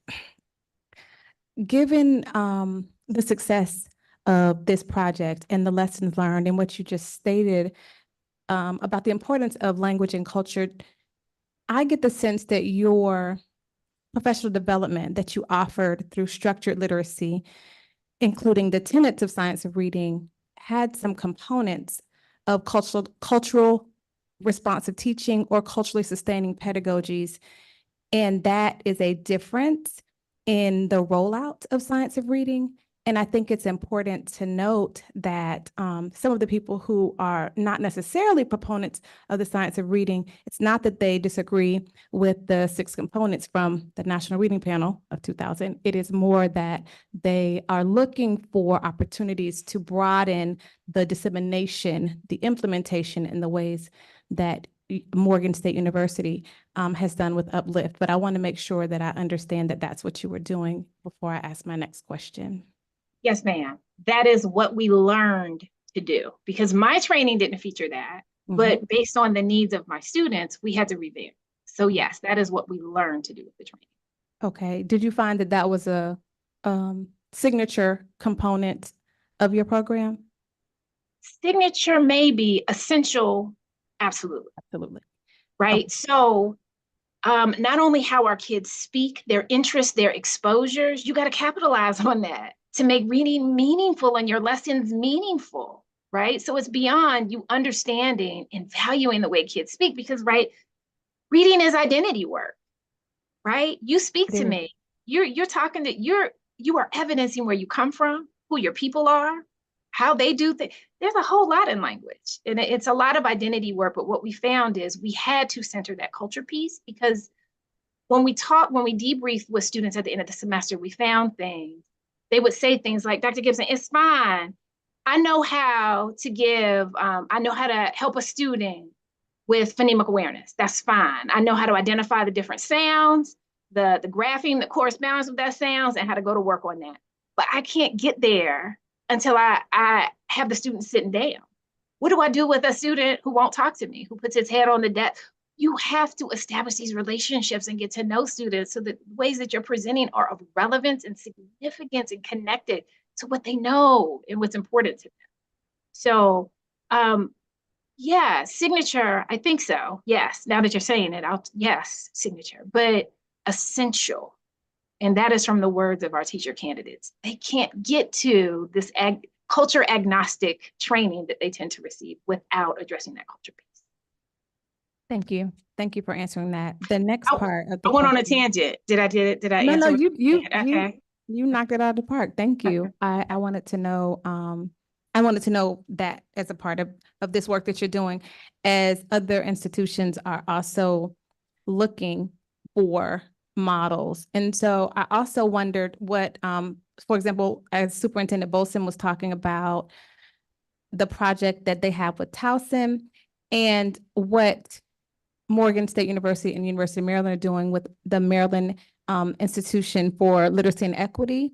In the last project, I believe we had several superintendents and principals in those workshops when they were virtual. Would you, as the other PI of Mile, could you tell us if those opportunities will present themselves again, so that, for example, individuals who are here on PSTEB might join to learn more about the science of reading? When we did it the first time, there were, I led the principals group, and they were so excited to know more. And the more that we can do, then you don't have this disconnect between what is happening that is successful and teachers being concerned about their evaluation. So I was just wondering about that. Thank you.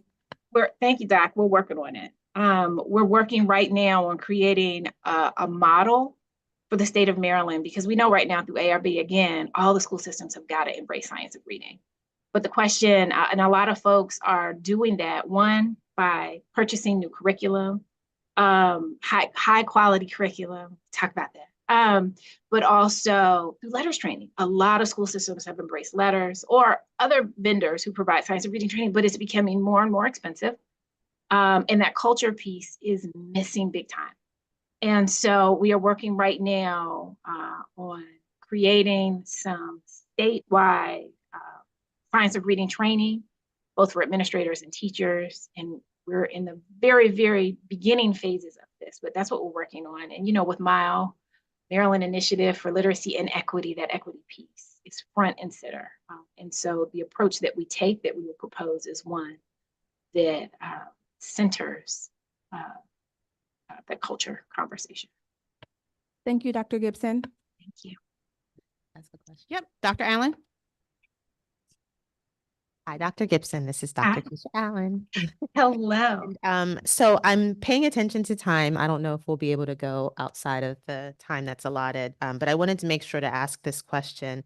So and it kind of builds off of what Dr. Shockley asked. So as science of reading is rolled out across the state, I'm wondering about if you could speak to any implications for MSDE and us as a board to support teachers' ability to enact science of reading practices and that will ultimately improve reading outcomes. So I'm wearing two hats right now. I've got lessons that I learned from Uplift, but I've also got a lot of lessons that we've learned from some of the statewide work we're doing through Mile. And there are two or three maybe pieces of feedback that we've gotten from teachers. One is that time piece, which I spoke about. Teachers need time. You are enacting something that's brand new for you, yet your evaluation looks exactly the same as if you've been doing this for 30 years. Your evaluation literally looks the same as the person who may have been doing this work for 5-10 years. So beyond time, to try to figure this piece out, we know it takes most teachers about 3 years to start seeing beneficial outcomes for kids. And some of you, you've heard, oh, it's happening immediately. If it is, great. But most people need time to try to figure out what this looks and feels like within their classroom. And that's even with a structured curriculum. So time is one. Coaching/evaluation is two. And three, just communication in general. What we find is sometimes teachers aren't brought into the fold of what their expectations are until they're told you have to come to this training. There's no conversation with a lot of them to just discuss or get their thoughts and their feedback. And it may be the folks in this room have had different experiences and you all do a much better job of talking with your teachers. But that's been a bit of an impediment because teachers are like, I'm down to do what I need to do for my kids. Anything I can do to help my kids be better readers, I'm down for. But I wish someone would talk to me about my thoughts about this, how I'm feeling about what this might look like in my classroom, what supports I might need. Those are some 3 areas that we're hearing pretty consistently that align with outcomes for teachers. Thank you.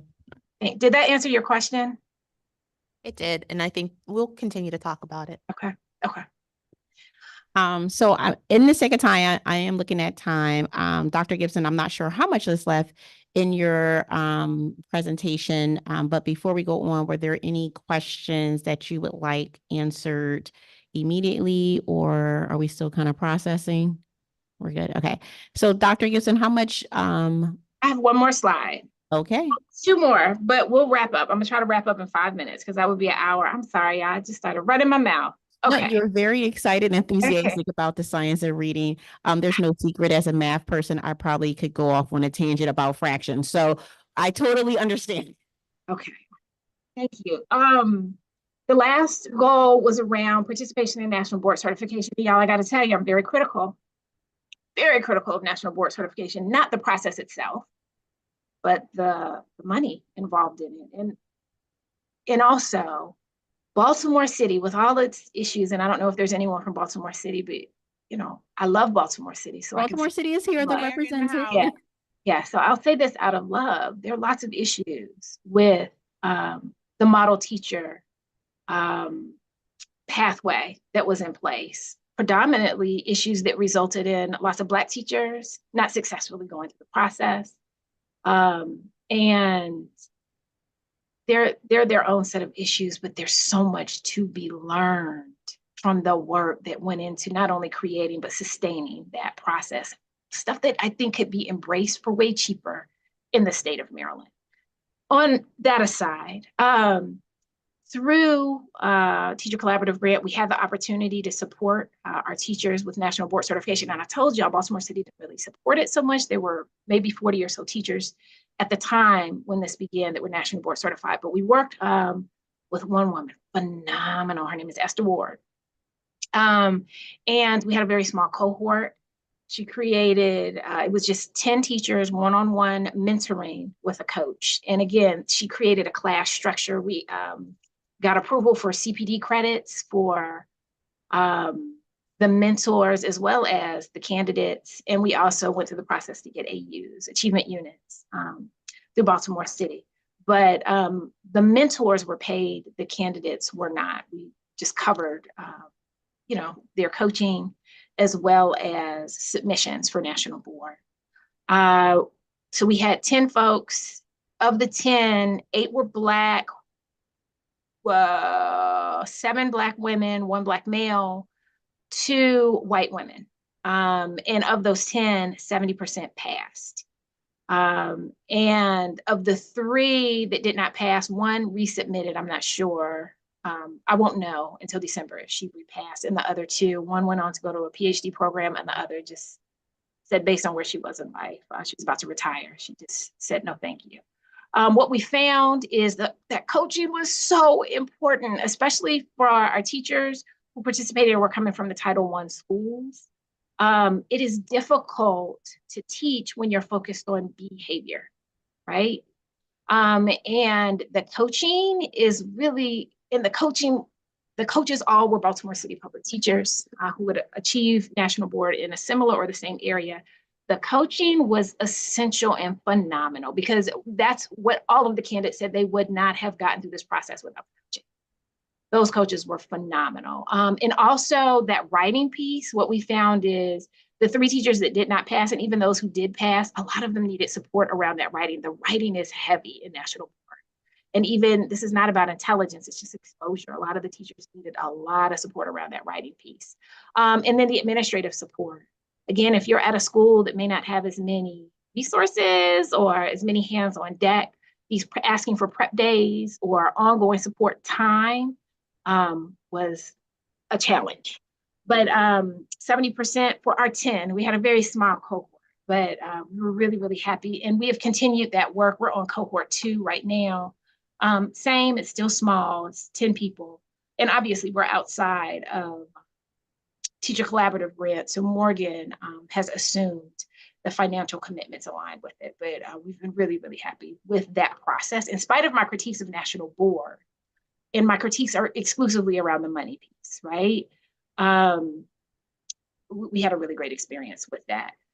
Just bringing this to a close, science of reading training, maintaining an integrative approach to it, we think is something that's going to be really important, emphasizing that culture piece, meaningful coaching models. Oh, and what we also found, and this came the last year, teachers wanted to be coached by other individuals who had taught during COVID specifically.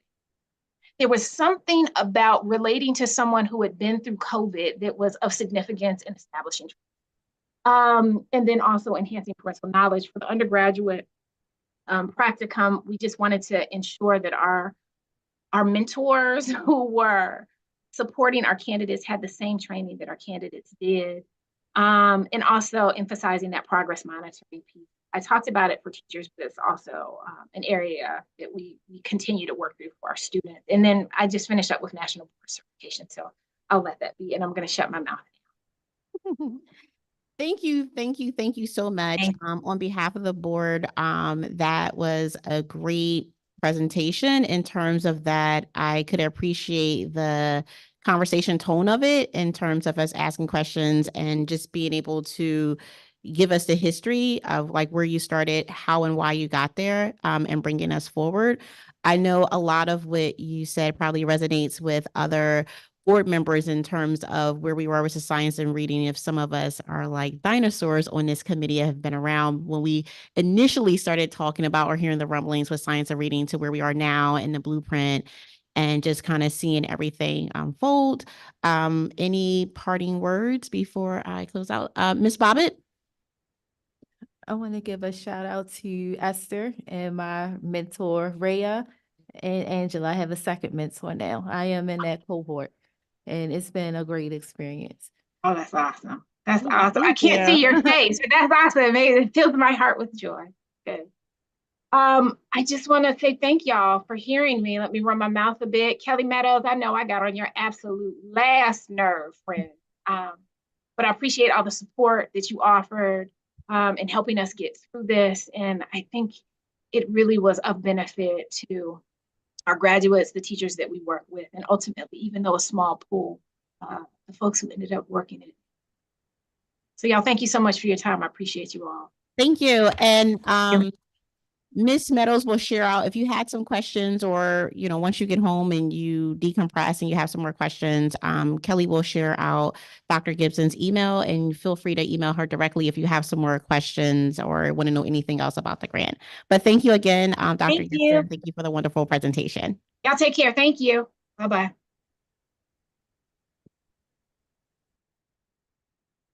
All right, do we need a 30-second stretch break, or are we ready to move on into special ed? I mean, I guess I'm only one person excited. Okay, so 30-second stretch break so you can get like your handouts or the next thing. I'm like, I'm the only person excited, huh?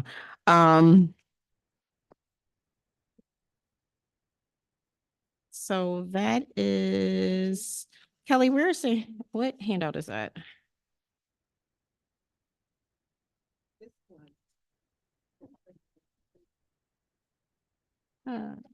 Oh, there it is. Sorry. What's behind the other one?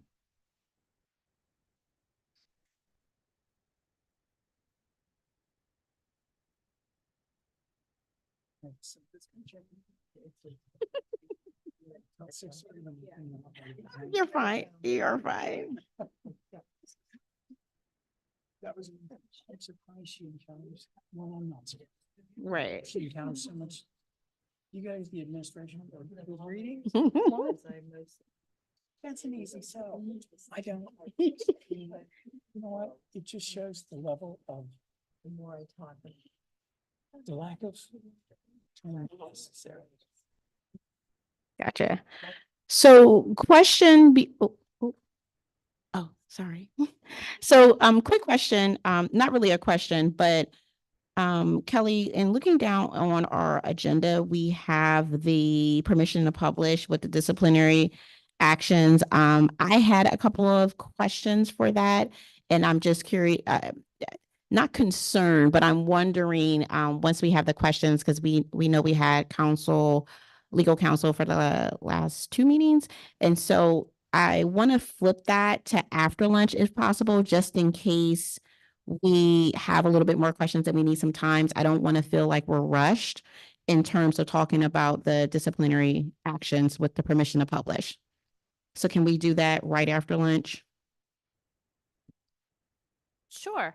We just have to be clear that we're going to go to an action item and then we'll go back to some items that are for discussion, which is completely fine. I mean, well, can we flip the two? Can we do the action items after lunch? And then can we just flip those two? I'm just concerned that if we have, PSTEB loves a robust discussion and just being sure that we're clear on everything, especially, I had some clarifying questions in terms of the summary suspension. And if others have the same questions and we get into a full discussion, I don't want to feel like we have to cut our conversation short because we're at the 2:00 mark. Absolutely. And just as a reminder to everybody that, if this board chooses to vote and the vote does not carry, we can always bring something back at a later date. So it's not as if this is the only opportunity. Okay. So just for clarification, the two action items, we're going to look at those right after lunch. And so we're going to flip flop those two items, and then the licensure and program approval, we're going to move that to like the 1:00 time frame. Does that make sense, everybody? Just flipping those, just because with the summary suspension, I know we had Sean's Superior come in our last meeting, and I just know that I felt like when we left the meeting, even going into executive session, that there probably was some lingering questions. And I know many people needed a moment to kind of wrap their head around some of the things. So I just want to make sure that we have the flexibility if we need a little bit more time.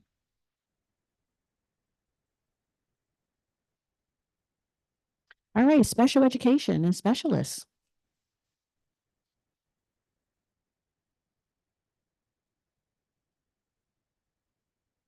One of the documents that you have in front of you is a memorandum. The subject is special education course requirements for specialists and administrators. And this is in response to the request of the board from our March meeting to provide options after concerns were shared regarding the 3-credit special education coursework requirement for all specialists and administrators to get that initial license. So I've just given a little background to summarize why this memorandum is in place. And if we want to kind of, jump to the meat of it, we can look at the request for options section. And I can lay out for you the 4 options that came to my mind. That doesn't mean that these are the only 4 options. These are just the ones that I've put on the table for discussion. So again, just as a reminder, every specialist and every administrator and supervisor licensure area in those chapters of COMAR are required to present as part of their initial licensure requirements a course or 3 semester hours. They can do it in multiple courses if they need to. 3 semester hours of special education content. It is very flexible. The coursework itself is very flexible. It doesn't say it has to be an intro course. It doesn't say it has to be a legal course. It just says that special education content needs to be there. So a 3 semester hour course. During our last meeting, there were concerns shared that there are, and what I heard mostly, but certainly jump in if your takeaway was different, was that there was a concern about specialists, and most concerning was social workers. So knowing that social workers they don't go through a Maryland approved educator preparation program, they go through a program that is approved by whoever does that in the Department of Health, because they work with the board of social work examiners, and that the consensus was that when hiring social workers that have been prepared in Maryland who have their license from the Department of Health, that they're not seeing any 3 credit special education coursework, and so therefore they cannot hire them because they cannot put them on a conditional license because that is not available for them. So that's kind of what drove the conversation. So correct me if I'm wrong, but my takeaway was social workers was like the biggest concern, but then there was also concerns about the other specialist areas and potentially the other administrator areas needing to have this requirement and initial licensure. So in response to that, the 4 options that I've laid out for you are: 1, we take no action, and we decide as a board that what was adopted in November and became effective April 1st, it remains appropriate. And each of those areas will continue to need that 3 semester hours at initial licensure. Option 2 is that we remove that requirement at initial licensure for all or some of those specialist administrator areas. And that's all that we do. And we rely on the renewal requirements, which do require special education, some type of special education content. Although, to clarify, that is one of those areas where we merged because we didn't want to see so many areas. So it's actually special education or differentiated instruction, 2 very different things. So just bear that in mind. So you could potentially have someone who does not choose to have content in special education because they are choosing during that validity period to really focus on differentiated instruction. That's option 2. Just take it out.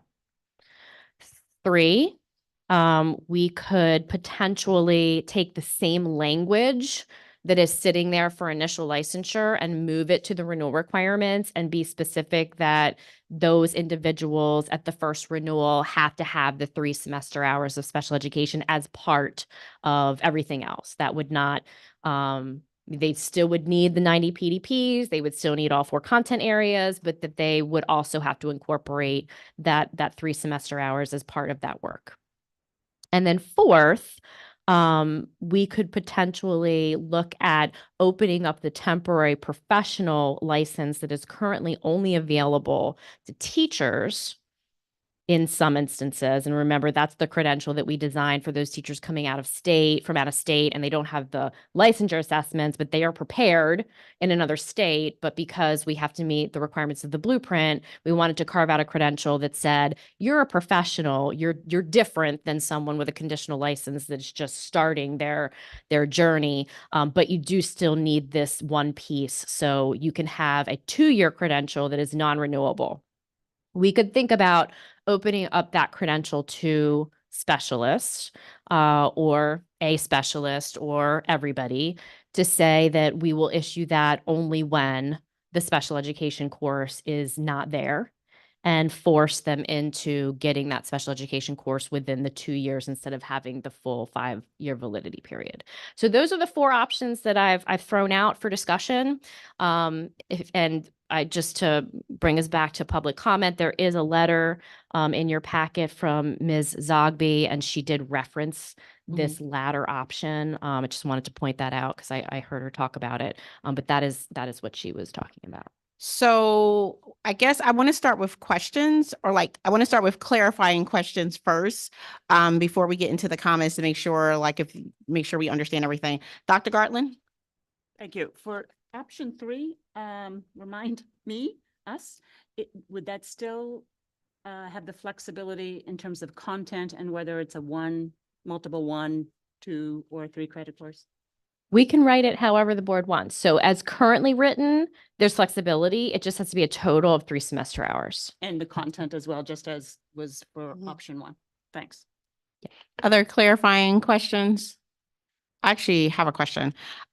So Kelly, if we went with option 3 upon the first renewal, does that mean that the person it's 5 years before they would potentially take a special education course? So if we take it out of the initial licensure, then would it be 5 years before they potentially have a special education course? Yes. Okay. Any other, Ms. Bobbitt? So just out of curiosity, a social worker that is not necessarily going to be a school social worker, but being certified through the state, would that course be required for them or only for social workers working in the school? The latter. So the for latter. that, I think option 3 is appropriate if a social worker wishes to continue their service for a school district. So another clarifying question is that when we're talking about specialists, Kelly, remind us who would be included in this, because it's not just social workers, correct? Yes, but again, we can do this however we feel is appropriate. Mhm. So one option would be that we say for every specialist in the chapter, whatever we decide is the most appropriate way, Mhm. that it's available to every specialist. We could say social workers individually, because of their circumstances, we're only going to do this for them. We could say that it's appropriate to give time after hire to a type of specialist, but not to a type of administrator because of the nature of the work. So there's nothing off the table at this point. Mhm. But currently administrators would be, if we went with almost like a blanket for example, option 3, that would include administrators, or no? Only if we wanted it to. Okay. So just to clarify, Dr. Jacob? No. Okay. Sorry. I thought you came off of mute. Okay. Sorry. Dr. Taylor? Oh, A minute. I thought for administrative initial preparation, it was already at the IHEs that course is included in their preparation. I'm really glad you brought that up. So yes, as a reminder, Maryland approved program graduates in it's library media, school counseling, so the specialist areas and the administrator areas, the administrator 1, 2. Maryland approved program graduates only. It has to be embedded into the program. It's part of the program approval, and you are absolutely right. So we are really talking about all of the other hires, and with the exception of social workers, because again, we don't approve those programs. So we know that the chances are they're not going to have it. For through their program. administrators, is there a reciprocity where you might end up having out-of-state people or something who wouldn't have had that? Yes. And so, again, creating some flexibility there could be beneficial for looking to hire administrators from out of state. Because that seems to be, because if the in-state admin covers it. The preparation, yes, correct. In-state preparation for admin and specialists covers it. It is everybody else. And as you know, we recruit a large amount of our workforce from out of state. So Kelly, when we think about, in terms of the prep program, if it's a Maryland approved program, they would have the special education coursework. So now when we say not us, does that mean non-MSDE, like a social work program? Like when you say not us, like not MSDE, approved program? Like, what do you Correct. mean when you say not us? Correct. I want to make sure I understand who's not us. So who is not us is anyone that has gone through a program that was not approved by this agency. Gotcha. So specifically, school social workers in Maryland. Mm-hmm. And anyone who has gone through a program, an educator preparation program that leads to licensure as a specialist or administrator in any other state. Gotcha. Understood. Oh, Dr. Shockley, I'm sorry, I missed it. No, that's okay.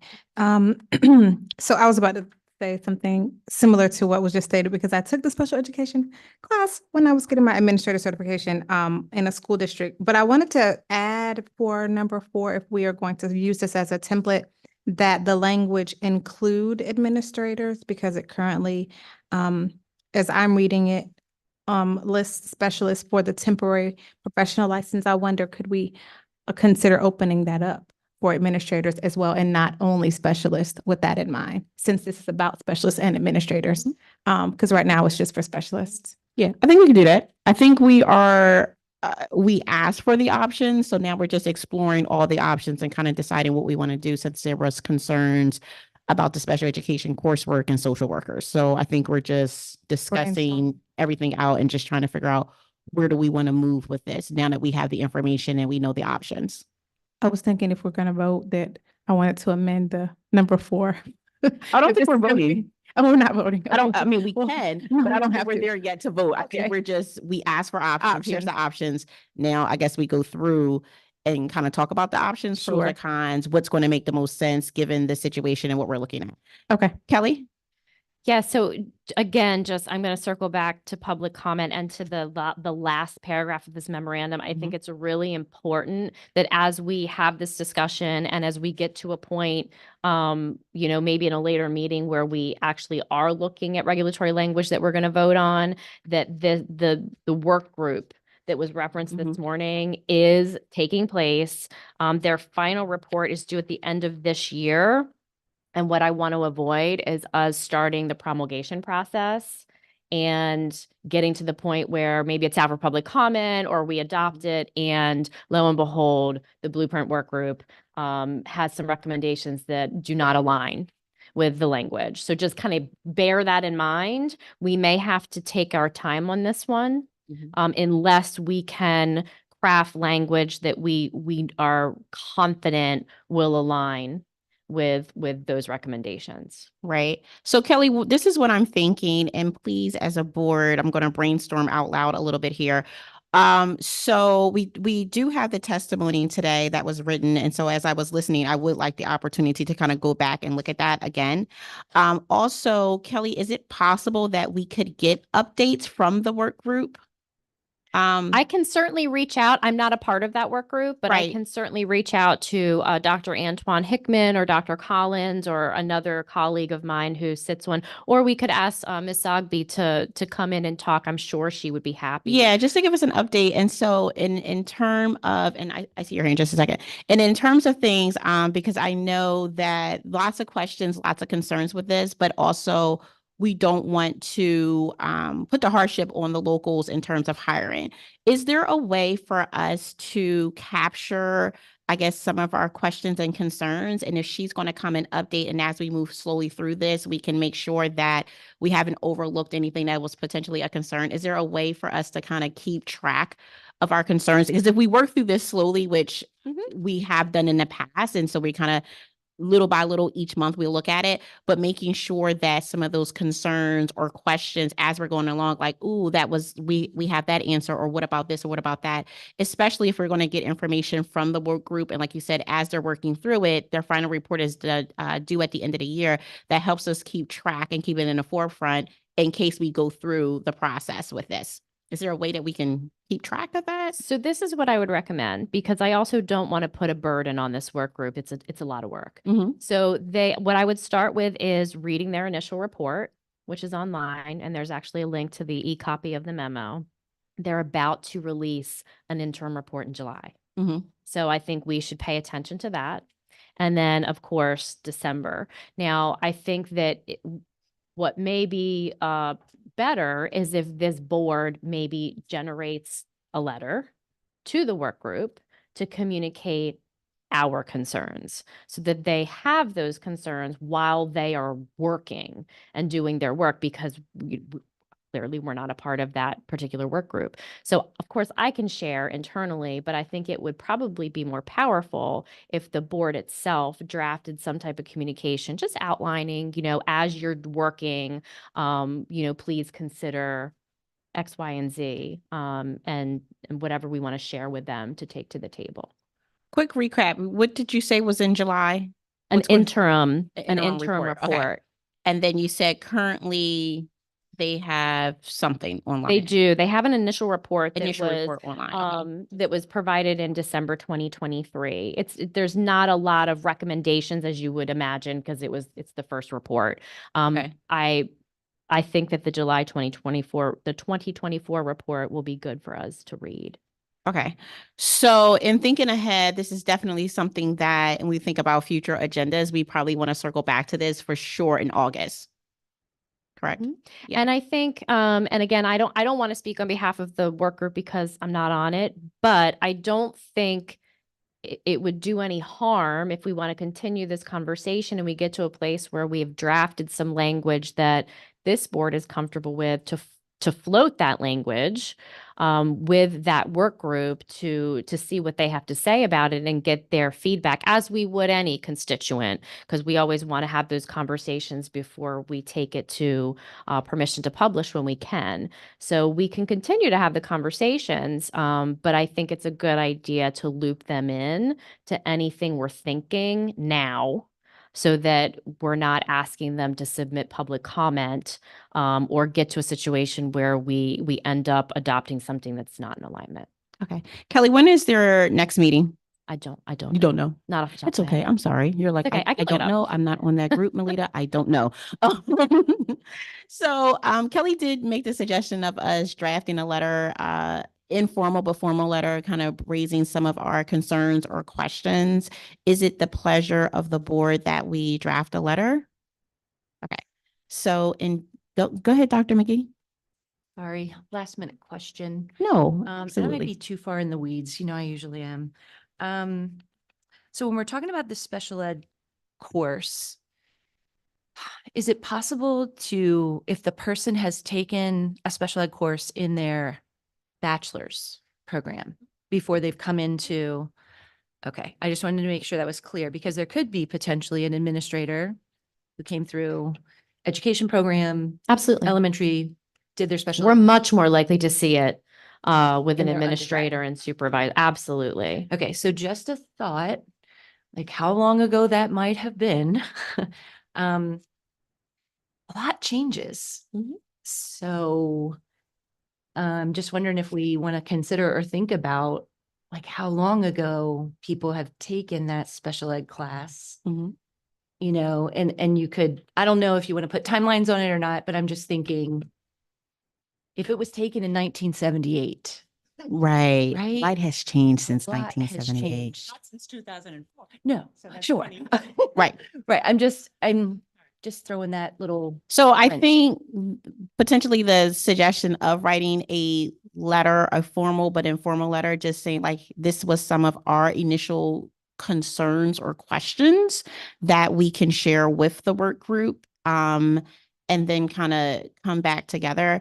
I'm gonna loosely say, do we want to have the communication committee come back together, or would you like to send myself, send me the concerns or questions, and then I can draft a letter? I can bring the letter back to the group in June for them, or what is the pleasure of the board? And so remember, by the bylaws, the chair can submit letters on behalf of the board. So what is the pleasure? What would you like to see? Dr. Gartland? Just give you some more information. The next meeting of the, of the work group is May 29th. Mm-hmm. And then the one after that is June 26th. So presumably a letter might have more impact Mhm. if it were delivered before the May 29th meeting. So again, what is the pleasure of the board? I don't know everyone's concerns, but I do want to make sure that I'm capturing all the concerns. I'm fine with writing the letter, but I just need to actually get everyone concerns, and not necessarily concerns in a bad way. That sounds so negative, but just questions about because we don't know the conversations. We do have the letter that's from the part of the work group, but we don't know everything. So I'm happy to capture all of it if you send me just what are you just thinking? Like, what are you thinking? What are your initial concerns? And thinking about your constituent and stakeholder groups. Yes. So I echo my colleague from Baltimore City that I think the temporary and what the work group proposed, the temporary professional certificate would be appropriate. And that option also allows districts that have tuition reimbursement options for that course to be potentially all or partially compensated as part of that employee's employment contract, as opposed to them having to independently finance that course before they're hired. Can I add to the? Yes.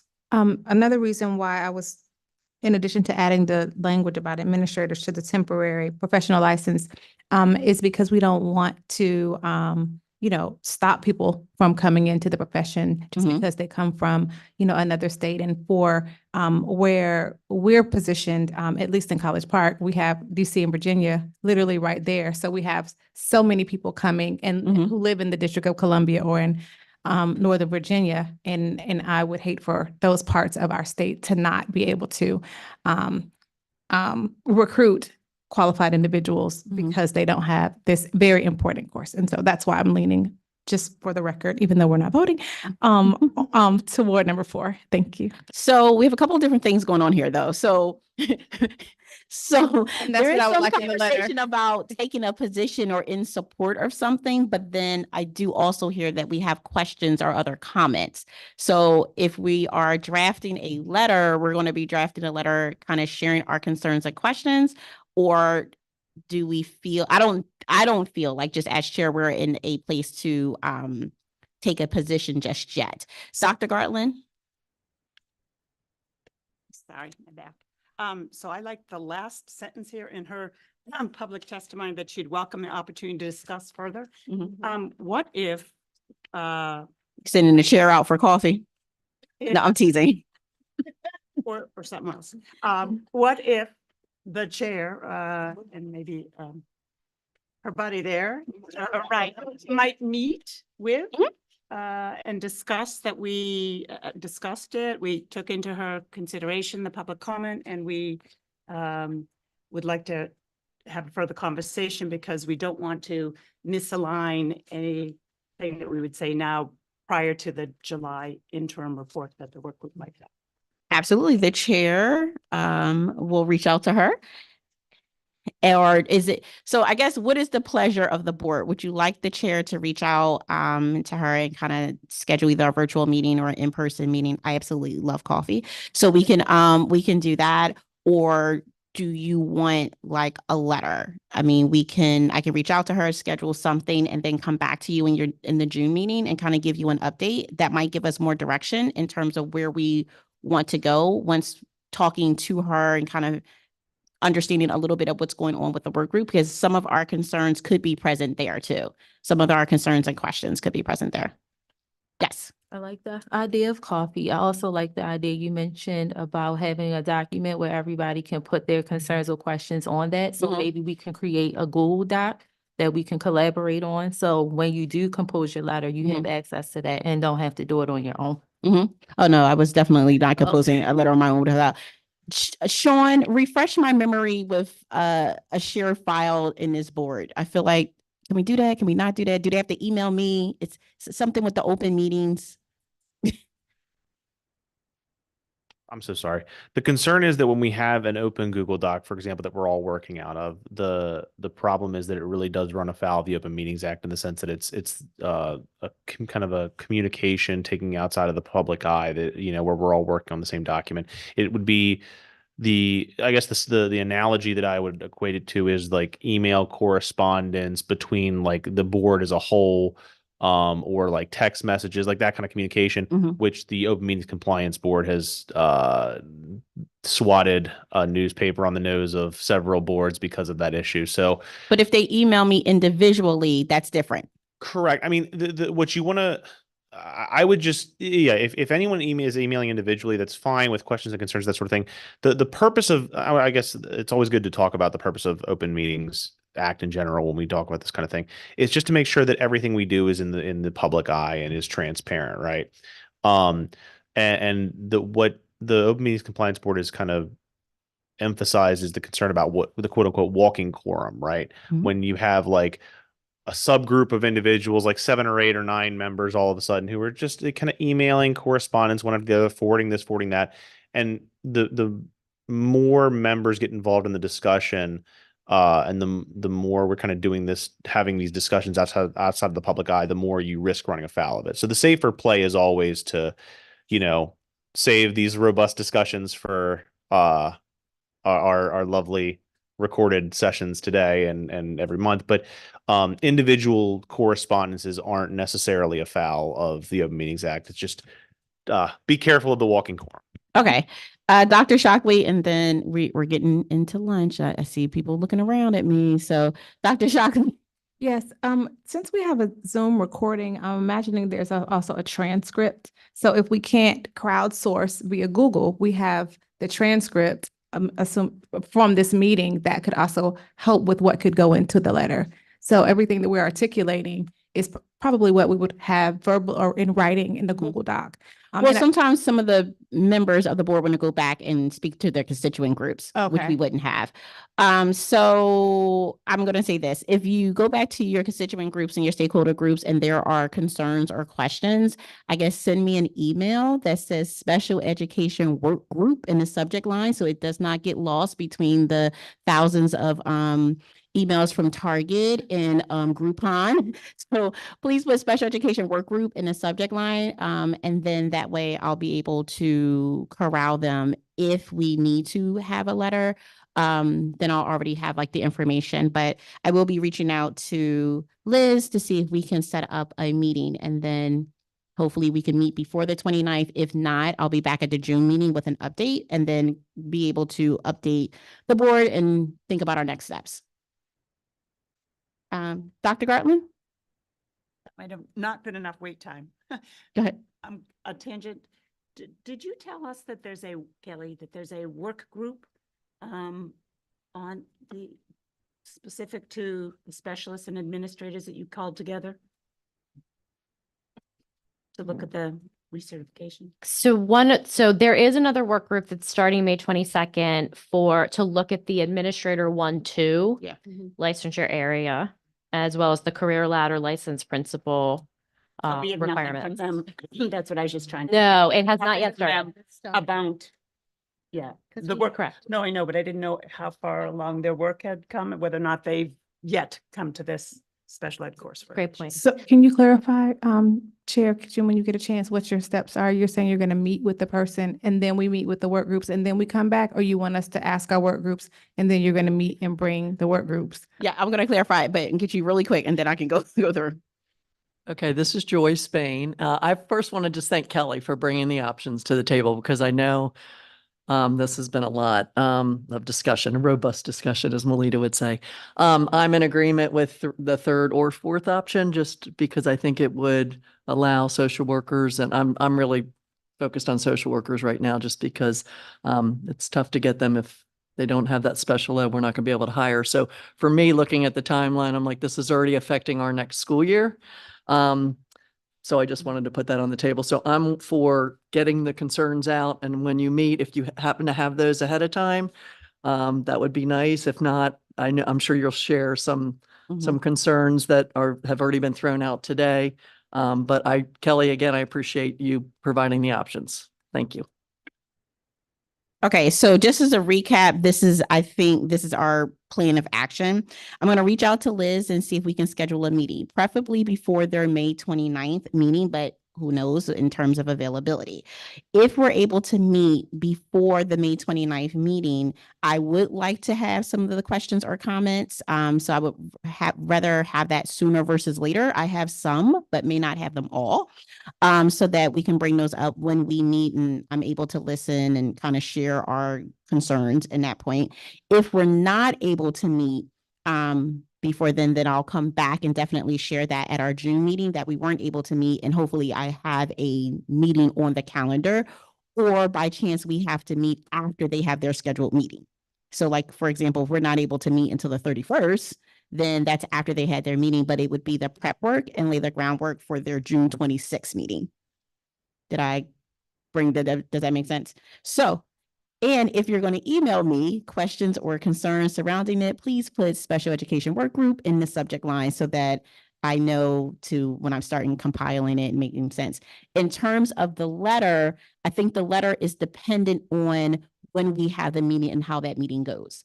So if once we meet with her and it's like, I'm able to come back and say like, oh, she would like to have something officially come from PSTEB, then I'll come back and share with that and kind of say like, hey, let's write a letter. Here's some of the things we talked about. So I think the letter is dependent on how the meeting goes. That clarify everything? Yep, Dr. McGee? Yeah, just to help avoid a million emails to you, would you be willing to tell us what you have captured from the conversation today so that if we hear our comment, we're like, oh, I don't need to email? Good help point. That was why I was saying the Zoom transcript you could steal from. That. Yeah, so I guess Kelly, can you send me the Zoom transcript? Then once we have the Zoom so Kelly, once we have the Zoom transcript, I can send that out officially to the whole board, right? Like once I pull that from the transcript and kind of say these were some of the concerns we discussed, I can send that out to the board. Okay, I'll do that. So there we have it. All right. I think we are at the stopping point for this. Is there anything else with this agenda item? Okay, seeing nothing else. We are going to take our lunch break. I see we had a half an hour for our lunch, so we're going to adjourn to lunch now. My watch says 12:09, so we'll be back from lunch at 12:39. Works? All right. Thank you. People at home, we are taking a break.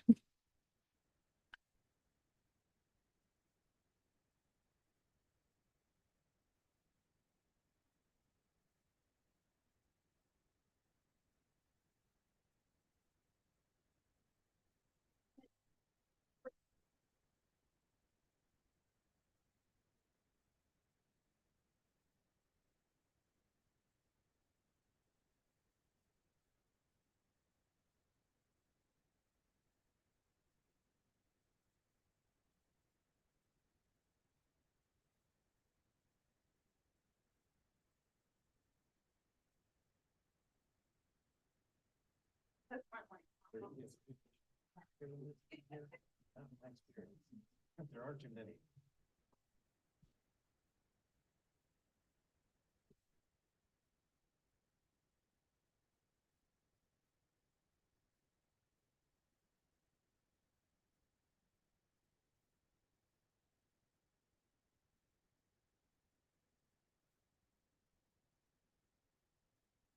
I do not. It's on the 8th floor, room 1. I appreciate the question though, as someone who is hungry myself. Be polite about that. Yeah.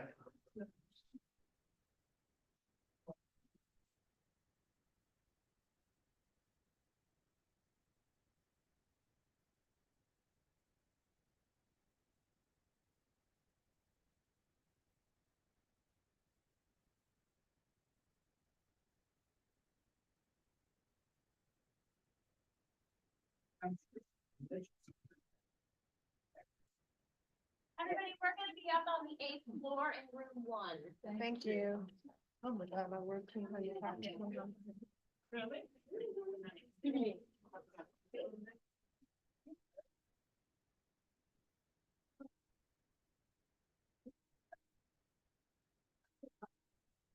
Except in,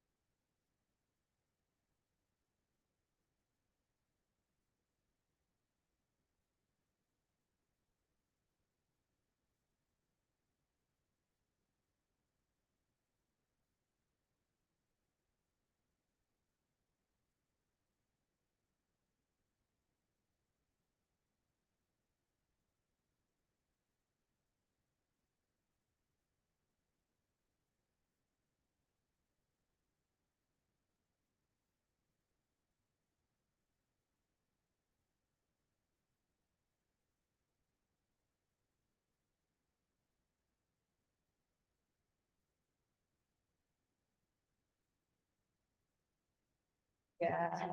All right. So people at home, we are back. Just a second. I see everybody got early dismissal today. No, I'm teasing. We have early dismissal today.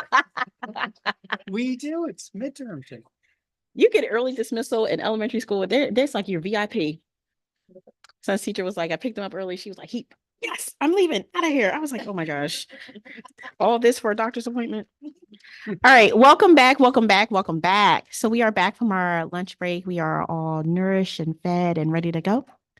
So we're going to go ahead and get started. Before we get started, I do want to, we had a lot going on this morning. I wanted to make sure we stayed on time, but I do want to take a couple of moments as an announcement to say the esteemed Dr. Zebley, like he's looking up from his cup like, what?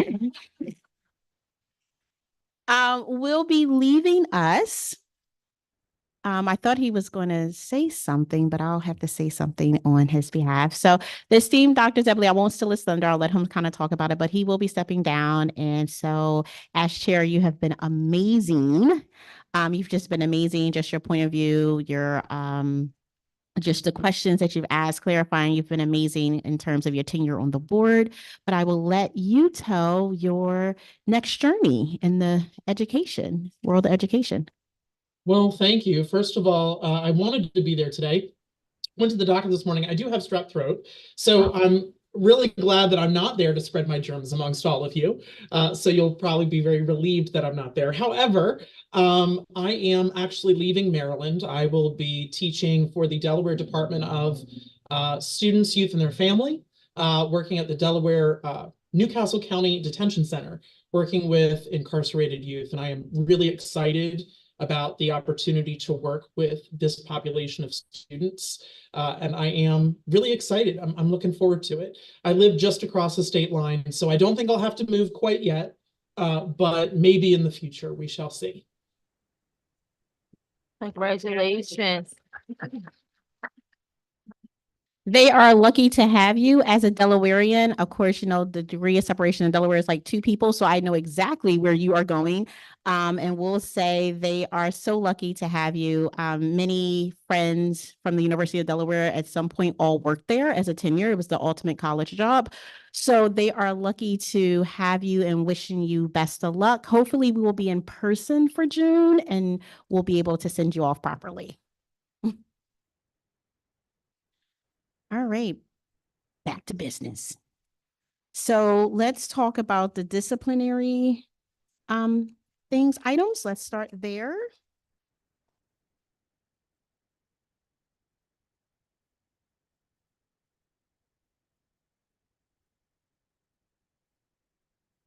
Right. I wanted to start here because I know we had, oh, go ahead.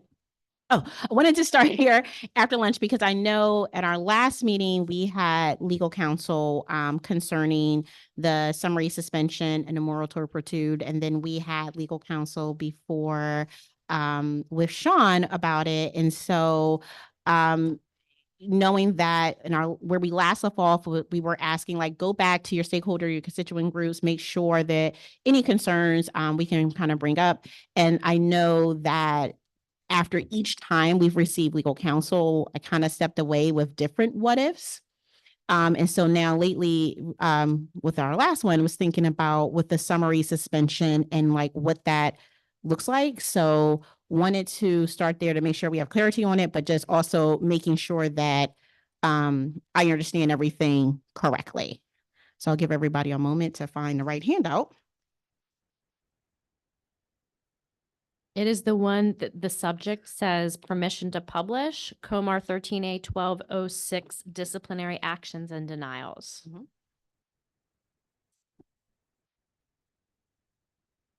Sandy, did I see your hand or no?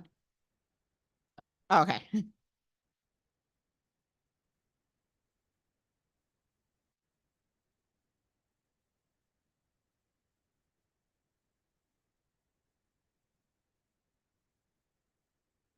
Would it help if I just summarized the ask here?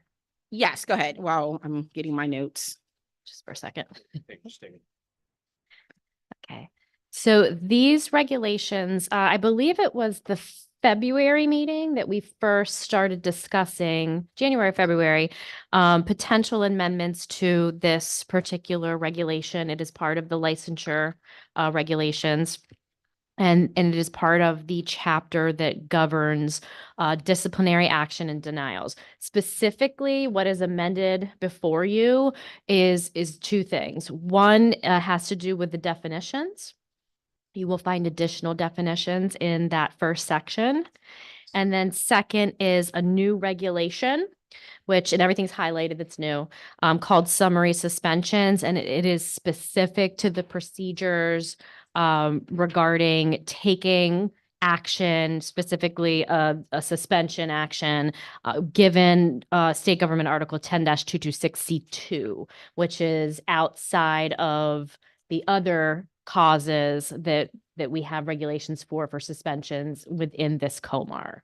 So that is what is before you today, is that new regulation as well as the additional definitions.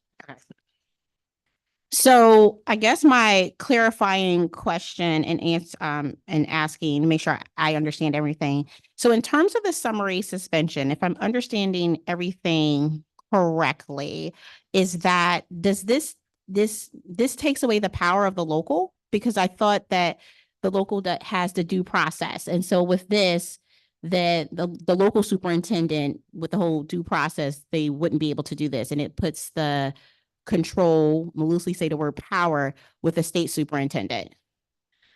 Great question. So as a reminder to everyone, the state superintendent of schools is the sole individual who can take disciplinary action on a license. The way that the process is set up, and this is in another regulation, so it's not in front of you today, but there are what are called reporting procedures. And depending on where the individual is employed when the allegation occurs or the behavior, the cause for action occurs, depends on whether the local superintendent will make a recommendation to the state superintendent or whether the person sitting as the assistant state superintendent in my division will make that recommendation. Or there's another case where an executive director for a non-public special education facility would make that recommendation. So it really boils down to the employment of the individual whose license we're talking about. So it is always the state superintendent of schools that makes the final decision, even throughout the due process. It's established in all the regulations, going to the Office of Administrative Hearings, having an administrative law judge make a proposed recommendation. It is proposed because that goes to the state superintendent and the state superintendent makes the ultimate decision. So I want everyone to be very clear on that. So this does not change that piece of it. It is still the state superintendent of schools who will make that ultimate decision. Dr. Shockley? Yes, thank you. Just to refresh my memory, is this also the regulation that MSEA provided public comment on in January? Yes. Thank you. And just as a reminder, the advice of council memo, these are the regulations that they pertain to. Okay. Darren? Yeah, so my question, and I appreciate that clarification. Don't most of the cases, though, originate with the LEAs, like they do the investigation and then they make a report to you? But this would allow the superintendent to do this even if an LEA wasn't investigating, correct? So I don't know the percentage. It feels like we do a lot of investigations in my office, but it probably is. The majority of them probably do come from our LEAs. But to be fair, the majority of them are breach of contract by far and away. So when you take breach of contract off the table, it may be even Stephen, anecdotally.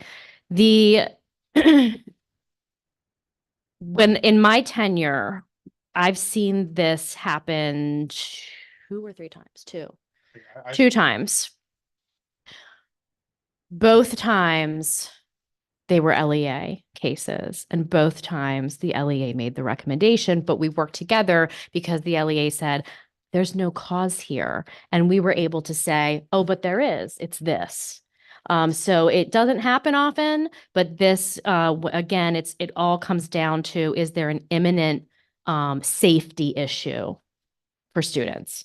And so an LEA absolutely can make a recommendation using this state government article. And that's what has been happening the past 2 times. And just to clarify, I mean, when we're talking about, sorry, as a big picture, the statute we're talking about that vests this authority with the superintendent of schools is 10-226C2, right?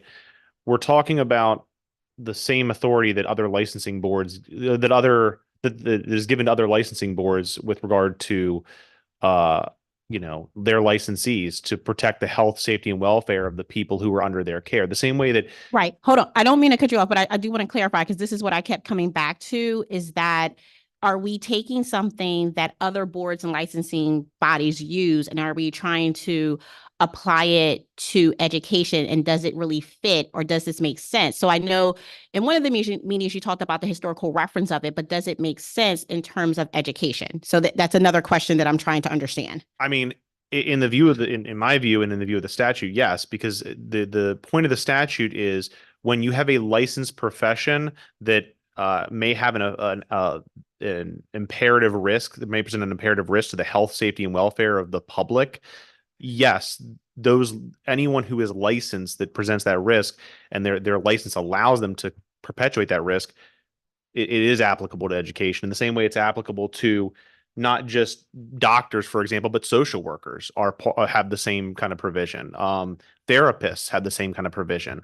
It's not just this isn't just a provision for medical personnel. This is a provision for all sorts of licensed personnel who can present a risk to health, safety, and welfare of the public they serve.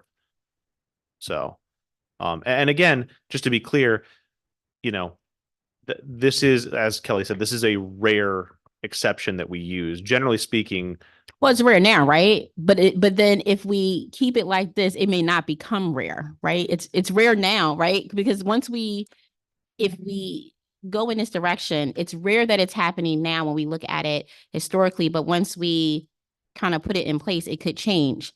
I mean, I'm just concerned about educators losing their due process. So before you do, I just want us to be crystal clear about this. This is already in place.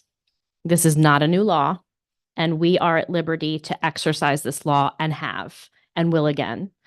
Our hope was to make the process associated with the way MSDE handles the procedures of this transparent and offer in these regulations due process that is above and beyond what the law requires.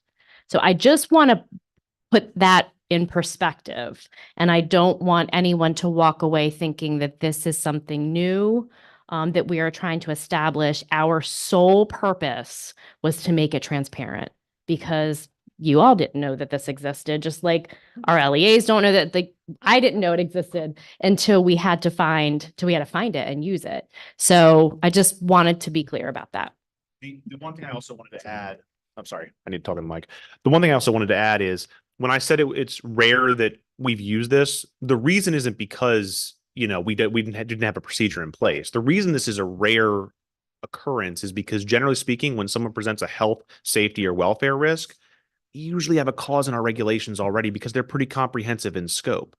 When an educator is dismissed or resigns as a result of misconduct involving a student or any minor, we have a cause. When they commit a crime of violence or a crime involving moral turpitude that bears on their fitness to teach, we have a cause. When they commit sexual abuse or have certain sex offenses, we have a cause.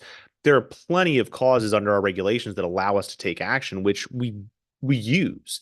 It is those rare cases where there is a case that does not directly fall under our regulations, but still presents a risk to the health, safety, and welfare of a student or someone, the public, that, to be clear, not just a risk, an imperative risk that this is designed to cover. We never want to be in a situation where we can't protect a student or someone at risk because it didn't directly align to one of our regulatory causes specified.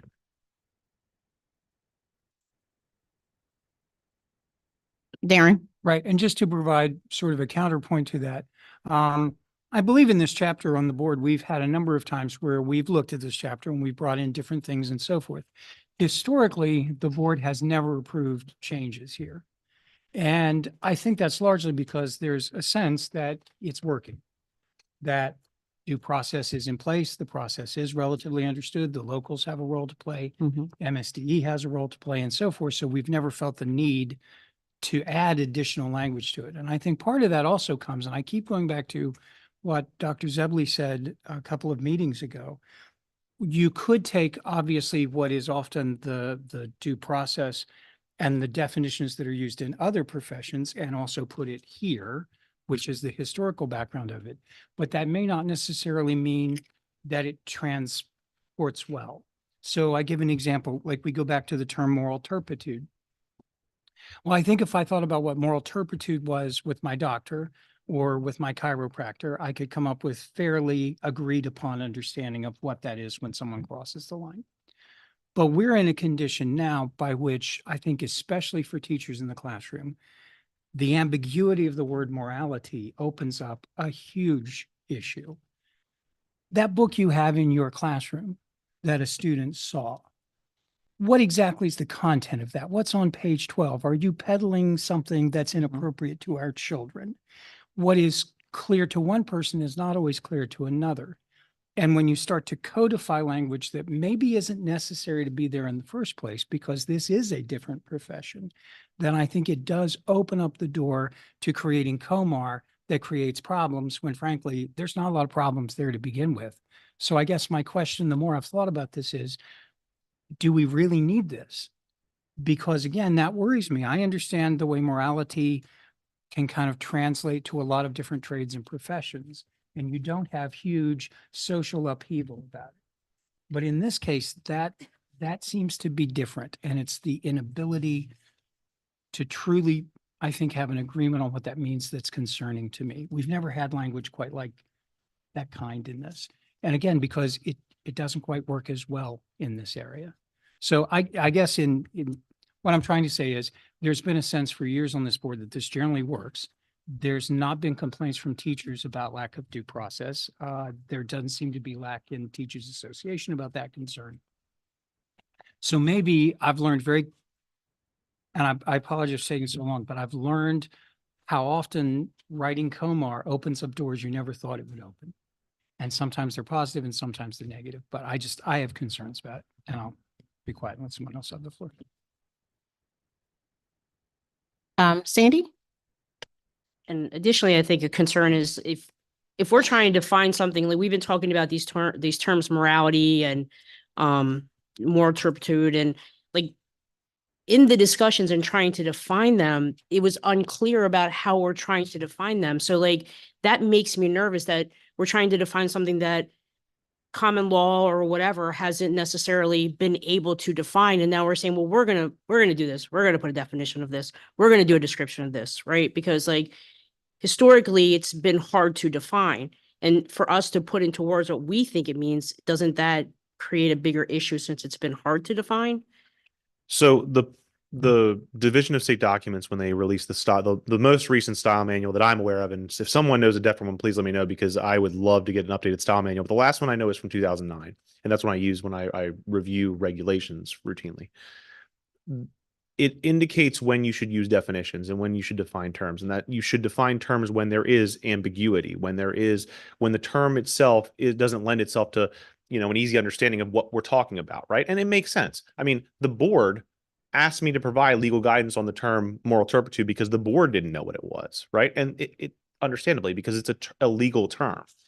But the point I think I had made maybe in March was, if this board wasn't able to understand what moral turpitude was, which it has a regulation that it suspends or revokes educators' licenses regarding, and rightfully so in my view.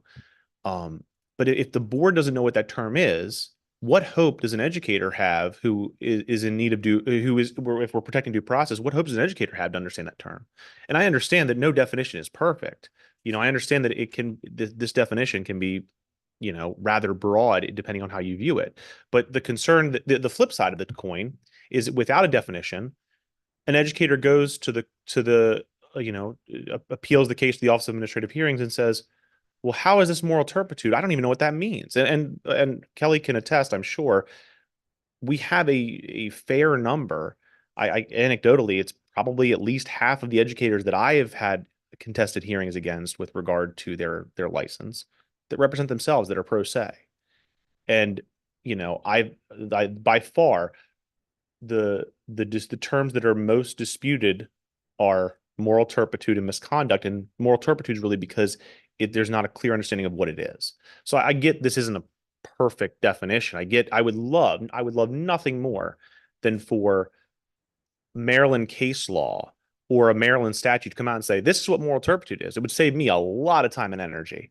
But if we're going to have this be a cause under our regulations that teachers are reviewing, I don't ever want an educator to not know what our rules are, if that makes sense. But yeah, but doesn't, if you're telling me Maryland case law is not defining it, what is the reason for why they're not defining it? Like, does it follow because they don't want to put a definition? Like, why is it not defined then? If As I this said- is something that comes up in all different kinds of areas, not even just education, then why is it not defined? If, like, you see what I'm saying? Like, I don't. Oh, sorry, I didn't mean to interrupt. I was That's just saying, okay. as I explained in the memo, it's a term that derived from common law, and the historical the way this term originated, it over time it developed uses in differing in nature. And so I think the courts are reluctant to clearly come out and say, okay, this is moral turpitude because it can mean different things in different contexts. And the best I could do in terms of analyzing what that term means is to look at what case law there is that exists, how the term originated historically, and how it is applied today in different contexts. But, and so those are when I in section, I guess, A of the memo, when it goes to that background of 1A, excuse me, when it goes to that background of moral turpitude, that is the best analysis I could do as far as what that term really means. But, short of putting that in a pre-hearing statement in every teacher certification case I have, I think when in doubt, I tend to go to Black's Law Dictionary. Like I said, I tend to, if I needed to know what a term means, I tend to go to the dictionary. So that's what I did with this. And this is explicitly from Black's Law Dictionary. I think there was the MSEA comments that we received, pointed to the fact that there isn't really a definition for, I think it was maybe misconduct. And the reference to the Recitar case. Well, the Recitar case looked at Black's Law Dictionary to define what when defining misconduct, and it was just an earlier definition at the time, which our definition is the most updated version of that. So, anyway. Darren? And I appreciate so much for your guidance in this. I really do, because I know it's a tough question, but I think that illustrates why we've never tried to do this before. That's my point. That illustrates why we've never tried to go down this road, this specific before. And I also go back to something I've also learned about craft and Comar, and I've learned it from a lot of people, including you, Kelly. You have to be extremely careful of being too prescriptive because you never quite know how it's going to be interpreted. And that goes both ways. So I'm just saying that, to me, your explanation fully illustrates why we've never tried this before. Yeah, I think that's in thinking about like where we are now versus where we are in the future. Like, we're setting the stage for something that we don't have a lot of cases for it now or a lot of interactions with it, but in trying to define it, like Darren is saying, it's like, how can it be interpreted? That's okay. Oh, Joy? Thank you. And to clarify, we're not changing that moral turpitude is included in the cause. We're just simply clarifying the definition among the other language. We're just clarifying the definition of it, but the cause of moral turpitude would be present whether we vote correct. Correct. It exists in the regulation. It's going to exist regardless of whether the way this vote goes. I'm sorry. It's going to exist in regulation and be a cause regardless of how the vote goes. What's being voted on is whether or not we're defining the term in our regulation. In addition to the other substantive edits with regard to the summary suspension.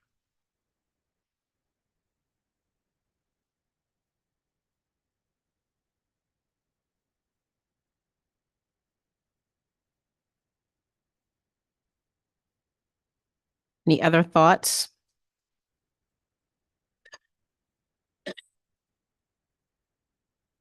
So to clarify,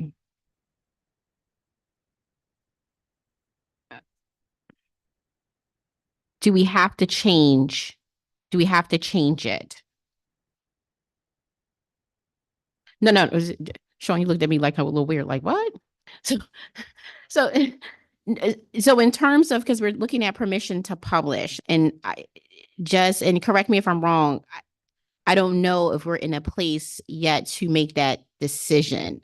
You've kind of stopped talking, and I don't know if that means that you're ready to vote on it, or you're still not in a place for us to even have a motion to vote on it. So that's where I'm kind of at. Do we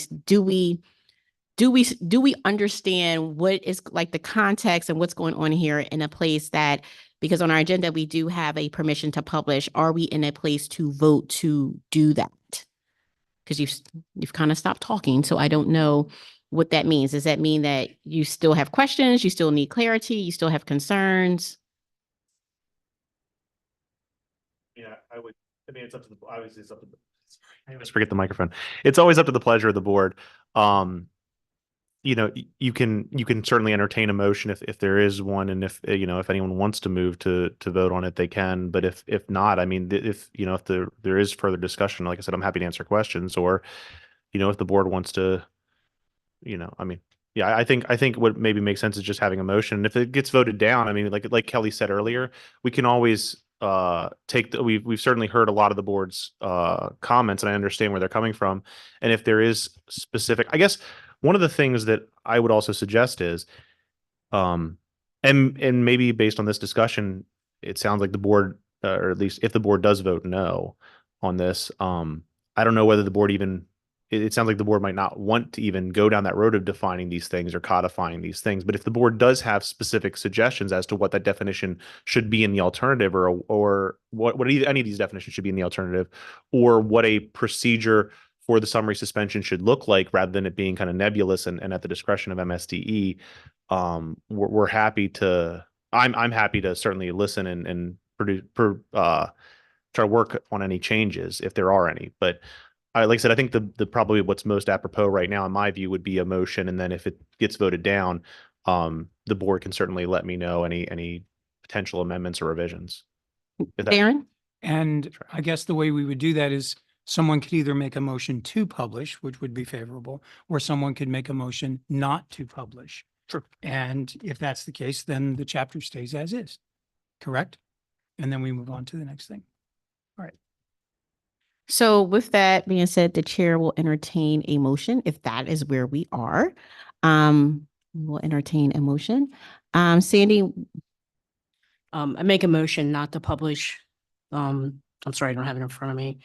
Comar 13A.12. No, 13A.1206, correct? Is that A which one it is? second. Seconded by Karen. All in. Oh, wait, Kelly, because we have people online, do we need to do like a roll call vote for the people? Okay. So all in favor of, I'm sorry, let me get my bearings back together. The motion on the floor is to not publish 13A.12.06. The motion was put forth by Sandy, seconded by Karen. All in favor to not publish 13A.12.06, say aye. People online. So Melissa, you have to come off mute and tell me your individual vote. Aye. Dr. Zebley? Aye. Any opposition? Any abstentions? Oh, one opposition. I'm sorry. One opposition. Any abstentions? So the motion carries that to not publish 13A.1206. All right. Next steps. Yeah, yes, please.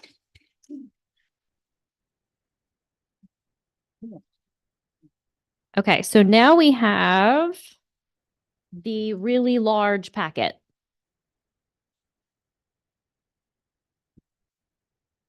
So we have been talking about, what you're going to see in this packet for over the course of months. So everything that you're going to see today, you've already seen before, with the exception of one thing, and that's and we should emphasize that and really talk about that. We talked about it, but you haven't seen the language yet, and that's the military reciprocity that we discussed last month. So there you see this long list here in the first page, and that's why you've got this big packet, because we've provided all of these regulations as a packet, because really what these are about are corrections, clarifications, omissions that were inadvertent, and realignment to either Maryland statute or federal statute. So I think I left the comments in, just so you could kind of remember when we talked about it and what we decided.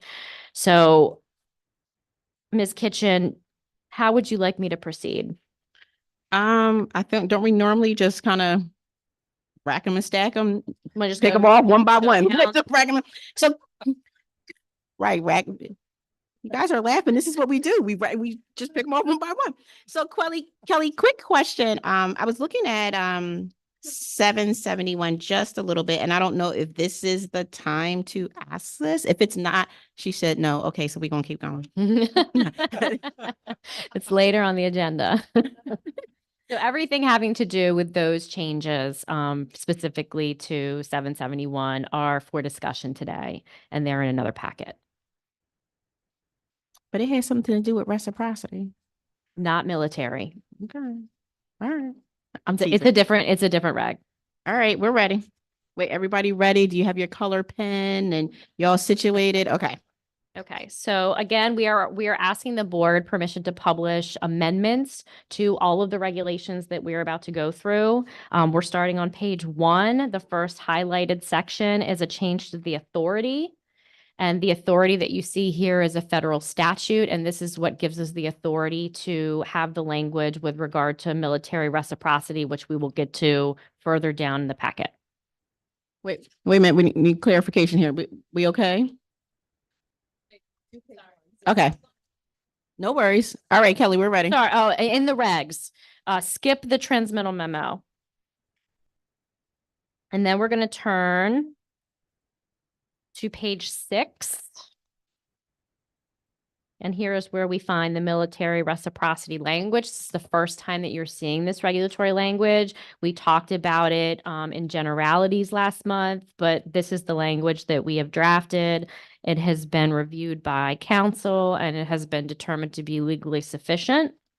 And what it says is it's taken from the federal statute. And what it says is that a service member or a spouse of a service member with a professional license from another licensing authority, another state, let's say you live in Delaware and you are the spouse of a service member, and you are a teacher and you have a biology license from Delaware, a professional biology license from Delaware.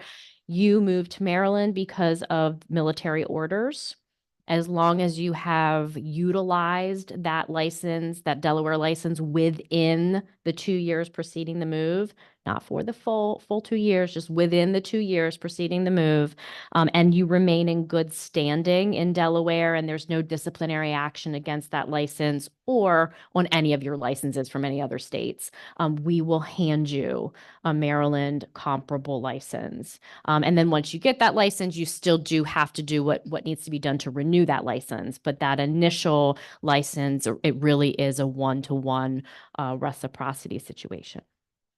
And Dr. Zebley has a question. Yeah, I didn't want to use the raise hand feature. My question on that, Kelly, is what would be the validity period for that license that is issued to that educator? All of our professional licenses have a 5-year validity period. It's not a separate license. So it's comparable. So if it's comparable to, let's say, the advanced professional license, that's what they get. If it's comparable to the professional license, that's what they get. And it would start at the beginning of the validity period, regardless of how long the validity period of the previous license was. Correct. That is the way that we are doing it. Thank you for that clarifying question. I didn't even know I had that question, but thank you for that, Jacob.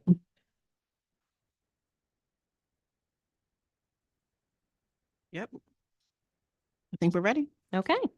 So still on that page, if you come down to the red text, we talked about this in February. I've swapped B and C because this was an error. B should have come before C. The language in C should have come before C. And so I've just swapped those so that it makes more sense.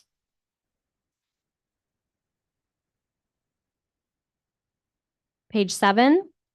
Exemptions. Again, this is going back to February. It was never our intention to not allow someone with a historic certificate to be able to reinstate, this is under the reinstatement regulation, reinstate that certificate to a license.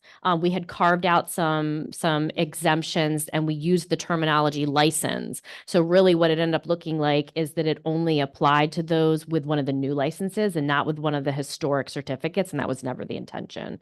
So this language is really to make sure that everyone understands that even if you have a historic certificate, those exemptions can still apply to you.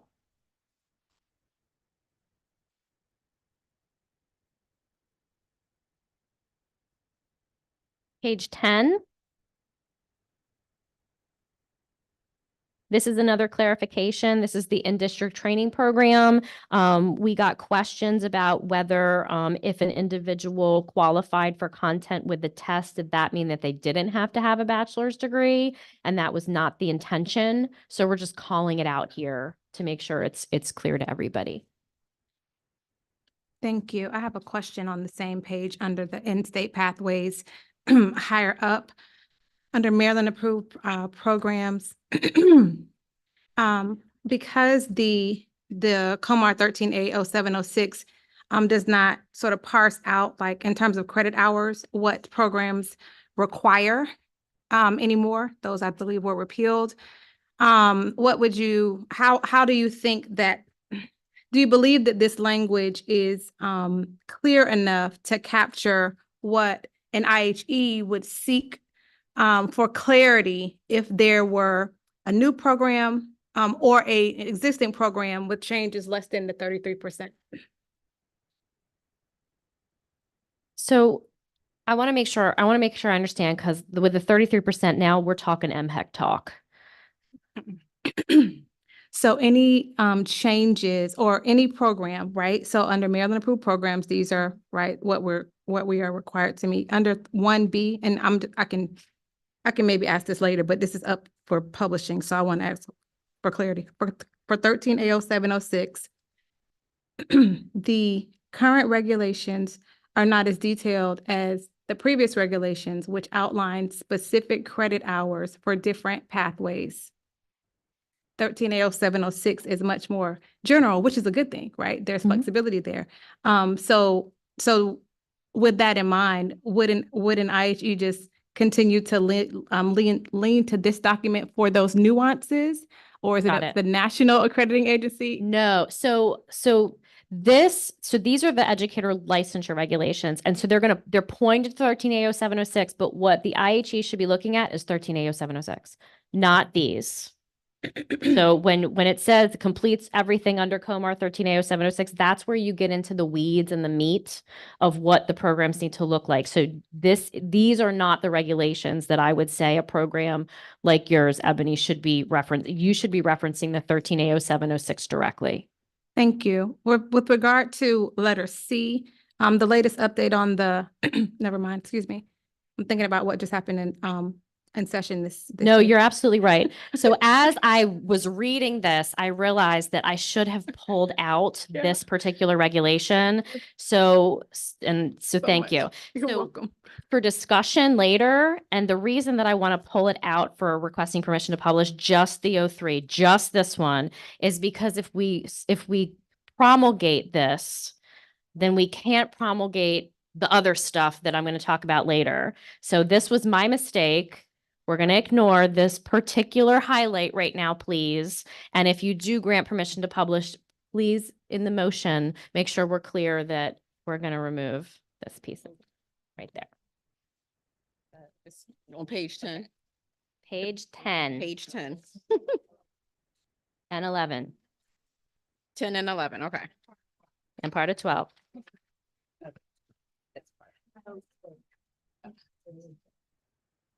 So now page 16. All right, so February again.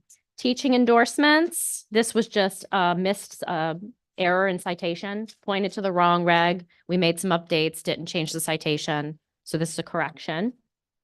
16. I think on 14, it was just a change with certification Did to I take one? licensure, I thought.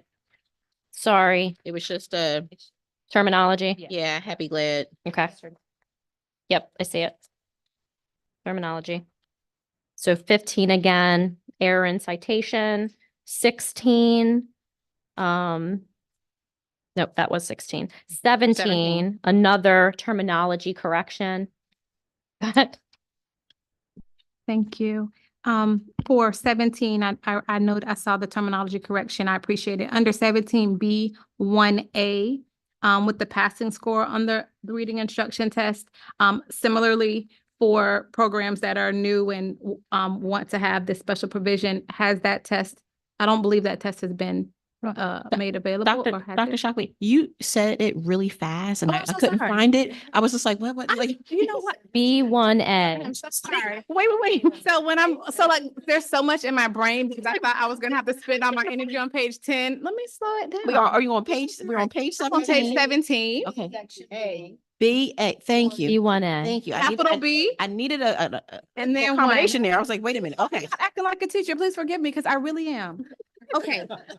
Okay. Here we go. All right. Okay. I'm ready. Under B1A, it's not completely like number 10, but it's like a cousin because it's about like the special provisions and exams, et cetera. And so the reading test, I know that wasn't under a lot of discussion, but again, if a program was seeking just a question and we can move on, this is not going to hold up the whether or not we approve, but I don't believe a test has been identified. No, it has. So good. for this particular reg, Uh-huh. we're talking about adding an additional the teaching endorsement. endorsement just for Got it. ESOL Elementary, Early And- Childhood Special and Ed. So education. it's Okay. the tree. It's the The practice tree. tree. Yeah.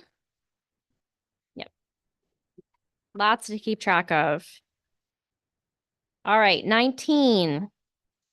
There was an or that was omitted in error. So it is back in.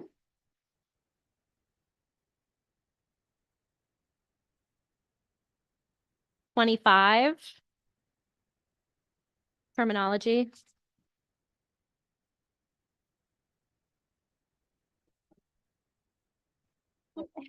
'28. Another incorrect pointing to the incorrect citation. So correction there. 30, terminology. Excuse me, so sorry. Pardon me. Yeah. On page 29, we had been talking about library media. Yes. And just in general, when I looked at the pathways to licensure, which is page 29, capital B. In the details here, 1, 2, 3, 4, and 5, in particular number 5, it does not include the special, I didn't see at first glance, the special education requirement. And I just didn't know if we wanted to make sure that language is paralleled between that No, requirement. it should be here somewhere. Hold on, let me find it. Okay. Maybe it's on another page. I'm sorry if I missed it. Yes, it's on 30C. Right. Okay, got it. I see it. Yes, Gonna say, thank you. I swear I saw it. Okay. Okay, thank you. Sure. All right, next we have 35. So we talked about this in February. So just to kind of back up just for a second, there is a statute which we commonly refer to as Lawrence Law. And that statute says that if you have a a certification or license in school counseling, that there are particular courses that or topic areas that you should have as part of your renewal requirements. So that's one statute. And then we have another statute that says if you are 55 or older or have 25 or more years of experience, that you can waive the renewal requirements for licensure if it is recommended by the local superintendent of schools. And so that's it's an employer or district's decision to utilize that waiver process. When I first looked at both of those statutes, for whatever reason, I thought that one trumped the other. And in hindsight, and after talking to legal counsel, I realized that that was a mistake on my part and that both are equally, they're both the law. So we had originally had language that said you can't waive that school counselor piece once you get to that 55 or you have those 25 years of experience. We're recommending that we remove that language and that particular coursework, if you are a senior school counselor, that you are able to waive that as well. So that there is, because at this point in time, school counselors can waive everything else. And then they do the one credit for the Lawrence Law. So we did talk about it in February, but if you want to talk about it further, this is the appropriate time. So just to clarify, so they cannot waive or can waive. I think I got confused when you started talking about senior. So as a school counselor, they can waive this requirement for renewal or they Not cannot? currently. Currently, they cannot because the language you see in red is in the regs. Okay. So this amendment would be to remove the language. Okay.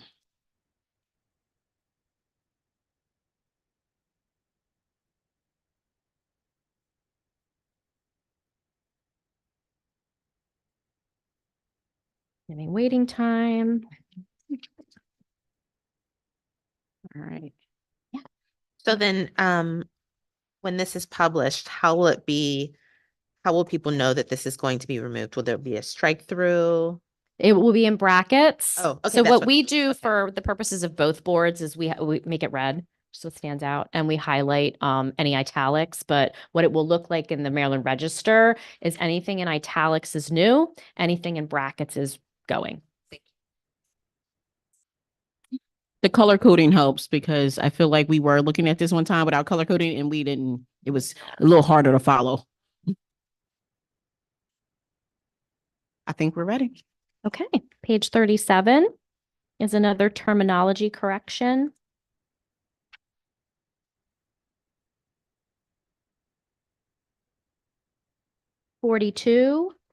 First, we have a terminology correction, second terminology correction, and then finally at the end, another citation that needs to be updated. 43, terminology. 46, terminology. Where was Joy Spain when we were doing these right? I count on you, Joy. It's okay. No one in my office caught it either. Is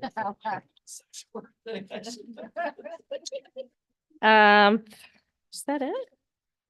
I think that is it. Yep, that's it.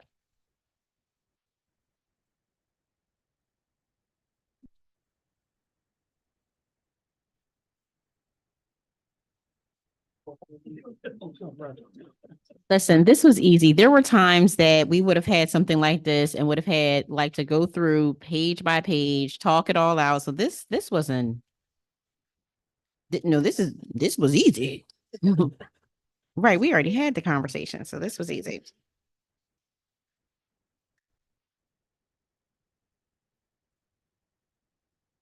All right. Was this a permission to publish? Yes. All right. Oh, let me ask, folks at home, were there any questions, as you were scrolling through on your screen? Okay, thank you. All right, the chair will entertain a motion. Remember, what we are looking to do is, a permission to publish. Go ahead. I moved to. Huh? Correct. Without Would that- 3, which I actually did take out of the transmittal memo and just neglected to take out of the regs. So Okay, so the motion is to approve, to publish, let me see what this is, education licensure, but take out, what are we taking? Pages 10 through 12. Section 0.03. Section point oh. Okay, section 0.03. Okay, so let me restate the motion to make sure we're all clear on it. The motion is to publish education licensure, taking out section 0.03. Yes. Okay, need a second? Second. Seconded by Karen Yoho. All in favor? Aye.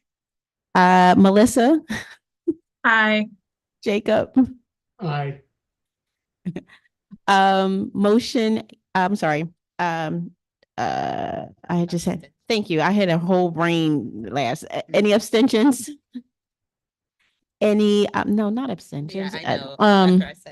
What's the word? Yes, thank you. I'm like, what is the word I'm looking for? Any, opposition?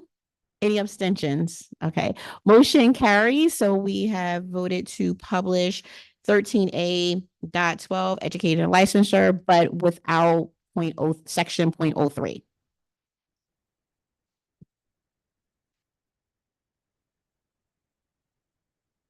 All right, so some people on this board have an early dismissal.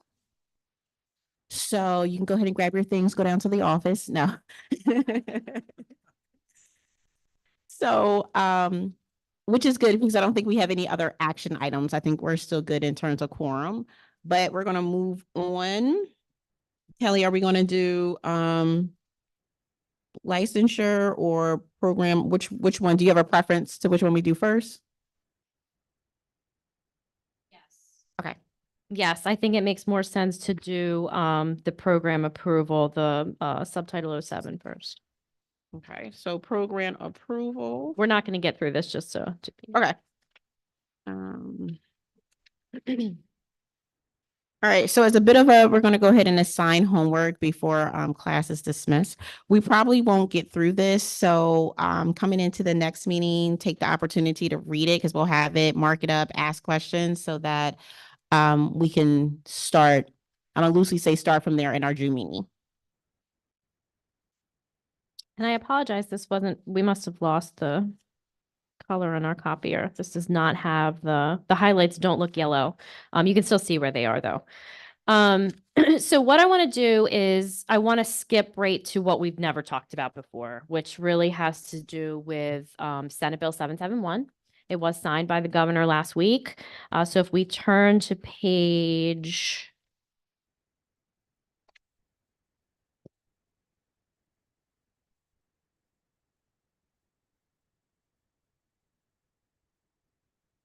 six. Last page. 771. This is the bill that that Laurel had shared with us a couple of months that focused on 4 different statutes, the meat of it being in 6-126, where all of the licensure requirements live, but a very important amendment to 6-120, where the educator preparation program requirements live. And so we really have to do these 2 sets of regulation in tandem again, because both of them need to be updated. So the first big change that comes with that statute is the language that used to be in the law that no longer is in the law says that in order to graduate, a candidate in an educator preparation program has to pass a nationally recognized portfolio-based assessment. And so that language was removed because as you move deeper into the bill, you see that there are alternative measures and options available to those candidates, but they are tied to licensure and not necessarily tied to, they are tied to educator preparation because the law says people who graduate from a Maryland approved educator preparation program have to do blah, blah, blah, blah. but it is the licensure requirements that we're talking about here. And I think that's an important distinction, and we're going to keep coming back to that because it's confusing. So I own it. It's confusing. So, and if there's a better way to do this, Sean and I and Alan have brainstormed on how to best get this language in here, but certainly, this is the time for feedback. So if we start with the top of, actually, yeah, if we start at the top of page 6, missing a page. Actually, just for a second, turn to page 5 and look at the very last line, because this is what we're talking about here. It's under exit requirements. So I want to make sure everybody understands that. So under exit requirements, we already have what you see that's not in italics that exists in the regulations. So a provider needs to establish exit requirements that demonstrate successful completion of the coursework that's based on those national standards and competencies, as well as demonstrate successful completion of a clinical experiences, again, outlined in regulation. That's not new. That's a carryover from the current language. But what we have now is a third piece that says, and this language is very purposeful, enable teacher candidates to, beginning July 1st, 2025, complete either a nationally recognized and nationally scored portfolio-based assessment of teaching ability approved by the State Department of Education. This shouldn't say teaching ability. Right away, I'm going to take that out, and we're going to align it to the language of the law. It should say a nationally recognized and nationally scored portfolio-based assessment, period, approved by the State Board of Education. So we're going to remove that teaching ability because now we're confusing it with the out-of-state, and that's my confusion. Or this is the new part. A rigorous local school system teacher induction program that meets the requirements listed in E3 of this regulation. We'll get there in a second. So what the bill has done is it's opened up in a few different ways. This is the first way. It has opened up the ability for candidates who are in Maryland approved programs, both traditional and alternative, to, rather than taking the EdTPA or the PPAT, they can, if they are conditionally licensed and are in an LEA working as a teacher of record and have the opportunity to go through an induction program, they can use that induction program if the induction program meets the requirements of the law. And we'll talk about those in a second. So that's the new piece. So I need to be very clear about this. There's a lot of confusion about this right now. The session just ended. We're still kind of digging out and interpreting, and there will be guidance forthcoming. But I think it is really important to note that you don't have access to an induction program if you're not teaching. So now we're kind of like, there's different profiles of candidates, and this is where it gets confusing. So you've got, let's say, your traditional candidate who, and it's not even traditional, it's traditional now, but it's not traditional, like me, who, I have a bachelor's degree in psychology and I decide I want to go into education. So I get my master's through a Maryland approved program. And so let's say that as part of that master's program, I already have a job with Harford County Public Schools as a conditionally licensed teacher in special ed. And so, and I'm enrolled in Towson. And so Towson decides we're going to work with Harford County. They've got an induction program that meets the requirements outlined in the law. So we're going to allow Kelly, who has access to that program, to do that instead of take the EdTPA. So this allows for that. But if Kelly does not have a job with Harford County Public Schools, so I don't have access to an induction program, Kelly would not take the EdTPA. So there's an option, but it does not eliminate the EdTPA and the PPAT. And I think there's a lot of misinformation out there about that. So question, if I'm on a conditional license, and since we all work at Harford County Public Schools today, if I'm in Harford County Public Schools and I have a conditional license, can I choose to take the EdTPA? So that So many good questions are going to come from this. I'm like just So this is what I keep saying when we're having conversations, with our dean friends and with my colleagues in house is, this is really a decision that needs to be made first and foremost by the educator preparation program. Because if Towson doesn't have the resources to support that profile, that first profile, then I don't read this law. And again, this is my interpretation. And so I may very well get in trouble for saying this aloud. I have spoken to my legal counsel about it already. But it is not my interpretation that this requires an educator preparation program to offer both pathways, if you will. So really, it's about a decision that's made between the EPP and the LEA, because the LEA is the one that's going to have that candidate in their system and have to make sure that they go through that induction program successfully with whatever support they arrange with that EPP, because I would imagine there's going to be a partnership there. And that the portfolio component, which we haven't talked about yet, as part of the induction program, because that has not gone away, is approved through the department, and all parties agree that is going to be okay. There could be a world where the EPP says that doesn't work for us. We're gonna go ed TPA all the way because we really believe that this is the way to go, or the PPAT. I don't think that this law makes it so that it's required. It gives the opportunity to do this, is the way that I interpret it. That's key. Yes. That's the key. We're just relying. Yes, because unless our worlds change and you've got candidates who are not teachers of record going through teacher induction, then they don't have access to this. Yeah. It's not to say that's not possible. Yep. Darren, question? Okay, so if they're not involved in a teacher induction program and they're going through, let's say, a typical course of study at an IHE, then the IHE must offer a nationally recognized scored portfolio assessment, correct? Yes. Now, there are only two of them, and that's EdTPA or PPAT, correct? As of today, yes. So they have to do one or the other, even though it's I'm not suggesting. correct. She's gonna be another.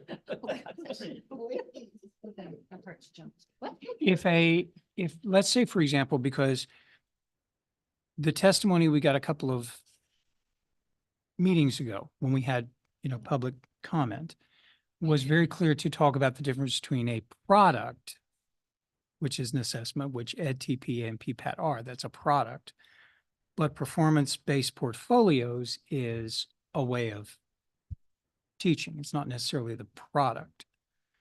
So the product are those two things. If, let's say, for example, you had a school that uses performance-based assessments of their own in some way throughout the program, because remember, we did ask the question, if we required EdTPA and PPAT, does that duplicate something the student's already getting throughout the 4 years of their program, building portfolios and things like that? And the answer, I think, was yes. So I guess my question is, sorry to take so long to get to it, but my question is, if a school system is using performance-based assessments, which they have created on their own as part of their coursework, and they're nationally accredited, can they count that? And I'm thinking the answer is no, correct? No, I would say no, because it's not nationally scored. It's not nationally scored. Right. Well, Well, and the word here has to be, it's more than that. It's more than that. So it's a great question. And I'm glad that you brought it up. Measuring different things. So the law says it's one of these two things. So going to that second thing, now this new thing, this LEA induction, I promise I'll circle back around.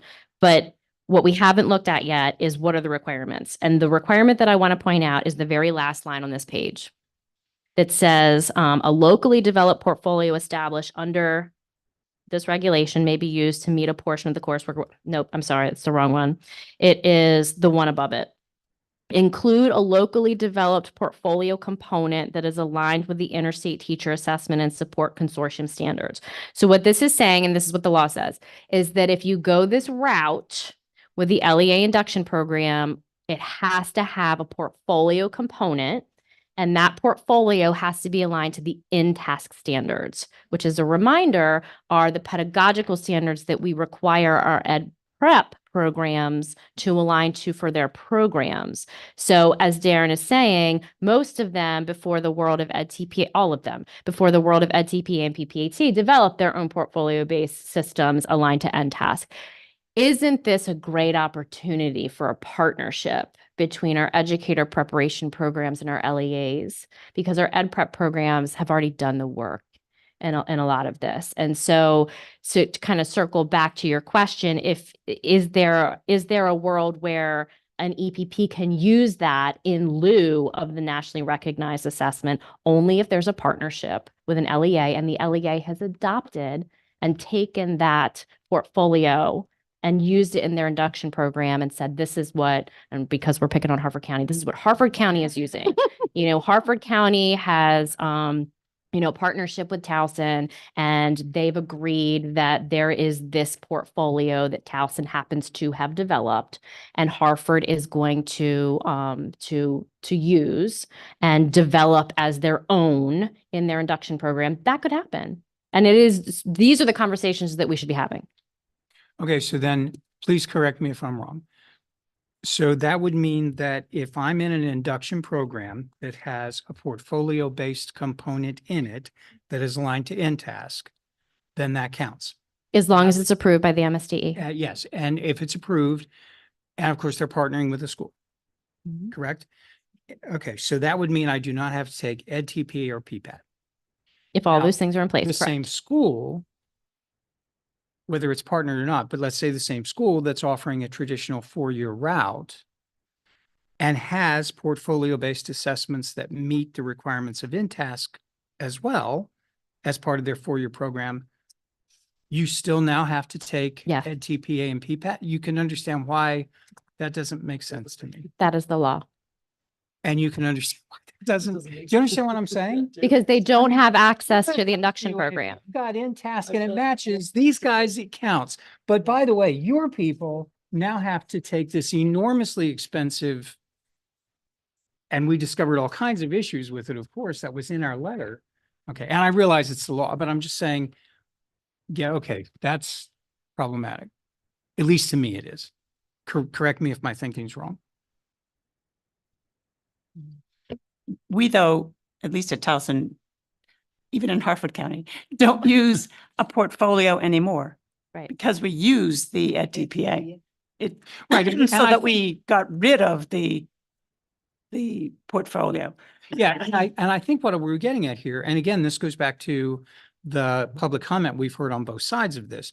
For some places, it works extremely well. It even aligns to their accreditation. So therefore they use EdTP and PPAT. And it's very beneficial to students. And we heard them tell us that. But there are other places where it produces almost a redundancy because they have their own standards, have always been producing portfolio-based assessments aligned with InTask. And therefore their students go through that. And now they have to take the next expensive thing and it becomes a barrier, because they've already done it. And again, that contradiction shows up with the example that I just gave. You see what I'm saying? So I think the idea was we certainly didn't want to say, at least this is the way we met as a group and had these discussions prior to this law, because we were, we've been working on this, I think before they were perhaps, but we've been concerned about this and what it would do to the huge number of people who are conditionally certified, and counties would have to take on that responsibility because they've graduated and do it. So we were always concerned about this. I think where we went was, and this was at the last meeting or two, is that we certainly didn't want to take away a school's ability to use those assessments if they wanted to, because they work quite well. But we didn't necessarily want to impose it anymore on schools either that had something equally good and they could show it. And so that's where I guess I came. So you can see we kind of got to a place where I think where the law gets us to a place that this board was recommending, but it's also got some problems, I think. And to also supplement you, Did I say that wrong? we all still use InTask because we have to use InTask to have an accredited program. So yeah. Yeah, and the course I teach, I'm sure I have to do the InTask standards too. Right. I'm very familiar with them. And I think they're pretty good generally. But yeah, okay, I'm just sorry. It's a contradiction. And since it's in the law, I'm not quite sure And I think now probably folks are just reading this and figuring that out. Because it's just now that I'm starting to get questions from people that I know about this, and well, it's I think pretty close to what I laid out. And with that, I think that's a great stopping point for today. We already knew that we wouldn't get through everything. So I think that's a good stopping point. Let's put a pin in it. So I guess, Kelly, for bookmark purposes, we're on page 6 of looking at can I loosely say like the new stuff with 771 in this regs? That's where we're stopping at. Okay. So last item in our agenda is our June meeting agenda. And so I just want to make sure that I have captured everything for June. In terms of our agenda, we'll have our normal stuff that we have at the top, the public comment, state board update. With our communication update, I should have some type of information for you from what happened with reaching out to Liz. Darren, you would have had the meeting with the admin group, correct? So we'll include those in our communication. And Dr. Taylor's on that group. And Dr. Taylor's in that group. So please come back and share. We'll have that for our communication update. And by all means, anything that you've taken back to your stakeholder groups or your constituents that you want to share out, questions or comments, I do want to make sure that we have that open forum and that you can share there. I have us finishing the 771 alignment. Kelly, can I call it that? Okay. Finishing the 771 alignment with licensure and program approval. I had science of reading because we said something about that would be in June. I'm 50% sure it can be June. If not, it may be July. Okay. So 50-50 on science of reading. And then Kelly, I had in my notes career practicum. But I don't know. Might have been jotting down something quick.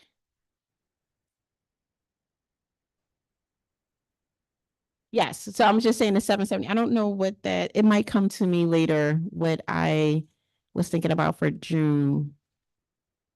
I don't know. Because I was like, I just kind of keep notes when we say, oh, let's push this to June or let's push it. So I don't know what I could have been leaning towards. And we could have finished it already because that was actually notes from like March when we said we'll come back to June. Anything else for June that we need to? I have asked the educator preparation program approval office to give a presentation on just the overview of what they've developed from the regulations. There seem to be a lot of questions about, approvals and reviews and that sort of thing. So a high level overview for this board. Okay. That'll be good. Dr. Shockley? Can you just confirm that it's June 6th? Yes, it's June 6th. Okay, thank you. In terms of time, Kelly, looking at all of that, can we get through that by 12:30? The other piece that probably not. So I'd also for the so the discussion that we started today that we're going to finish on in June, I will have a transmittal memo ready to go requesting permission to publish. Because if this board does not get to that in June, I'm scheduled to go to the state board in June with these regs. So if this board wants to be the initiating board, we've got to get to it. So we may want to extend that meeting. Okay, and that's in referring to the alignment with 771. Correct. Okay. Dr. Shockley? Yes, June 6th, I'll be taking students to the Environmental Protection Agency in North Carolina. In light of the conversation from legal about making sure that ideas are shared publicly, would an opportunity in terms of my questions and comments around the 771 alignment be to submit something in public comment or to email you like we would do, like we were going to do for. You can email me. Just email you? Will email me. And then when we get to that, I can just say, Dr. Shockley couldn't be here, but these were some of the points. Okay. And then because the meeting is recorded, I guess you can go back and, see how we answered it. Correct. Thank you. Dr. McGee? So I had put on my calendar, just like you did, I had science of reading for June. And I also had practicum information, which was Kelly's team coming to talk about. Maybe that's what it was. Yeah, Because I was just like, it is. Yeah. I was close. You were very close. Just wanted to Something. confirm. Thank Yeah. you, Dr. McGee. It's always good to have a backup. I was just like, I had this on my calendar. I can't think of what it is. All right. Anything else that I missed for the June meeting? So it is June 6th. Because we don't know how large we're going to be and who's going to be confirmed here and there, please RSVP when Kelly sends it out so that we know. Kelly, are you thinking 2:00 again, or you think we do like a lunch break? I think we should do 2 and maybe we'll finish early. Right, we might all get an early dismissal. Okay, so please plan for 2, so that'd be 9:30 to 2 p.m. Please plan for 2. And I think that is it. Without objections, I'm going to adjourn our meeting at 1:58. See no objections. See you later.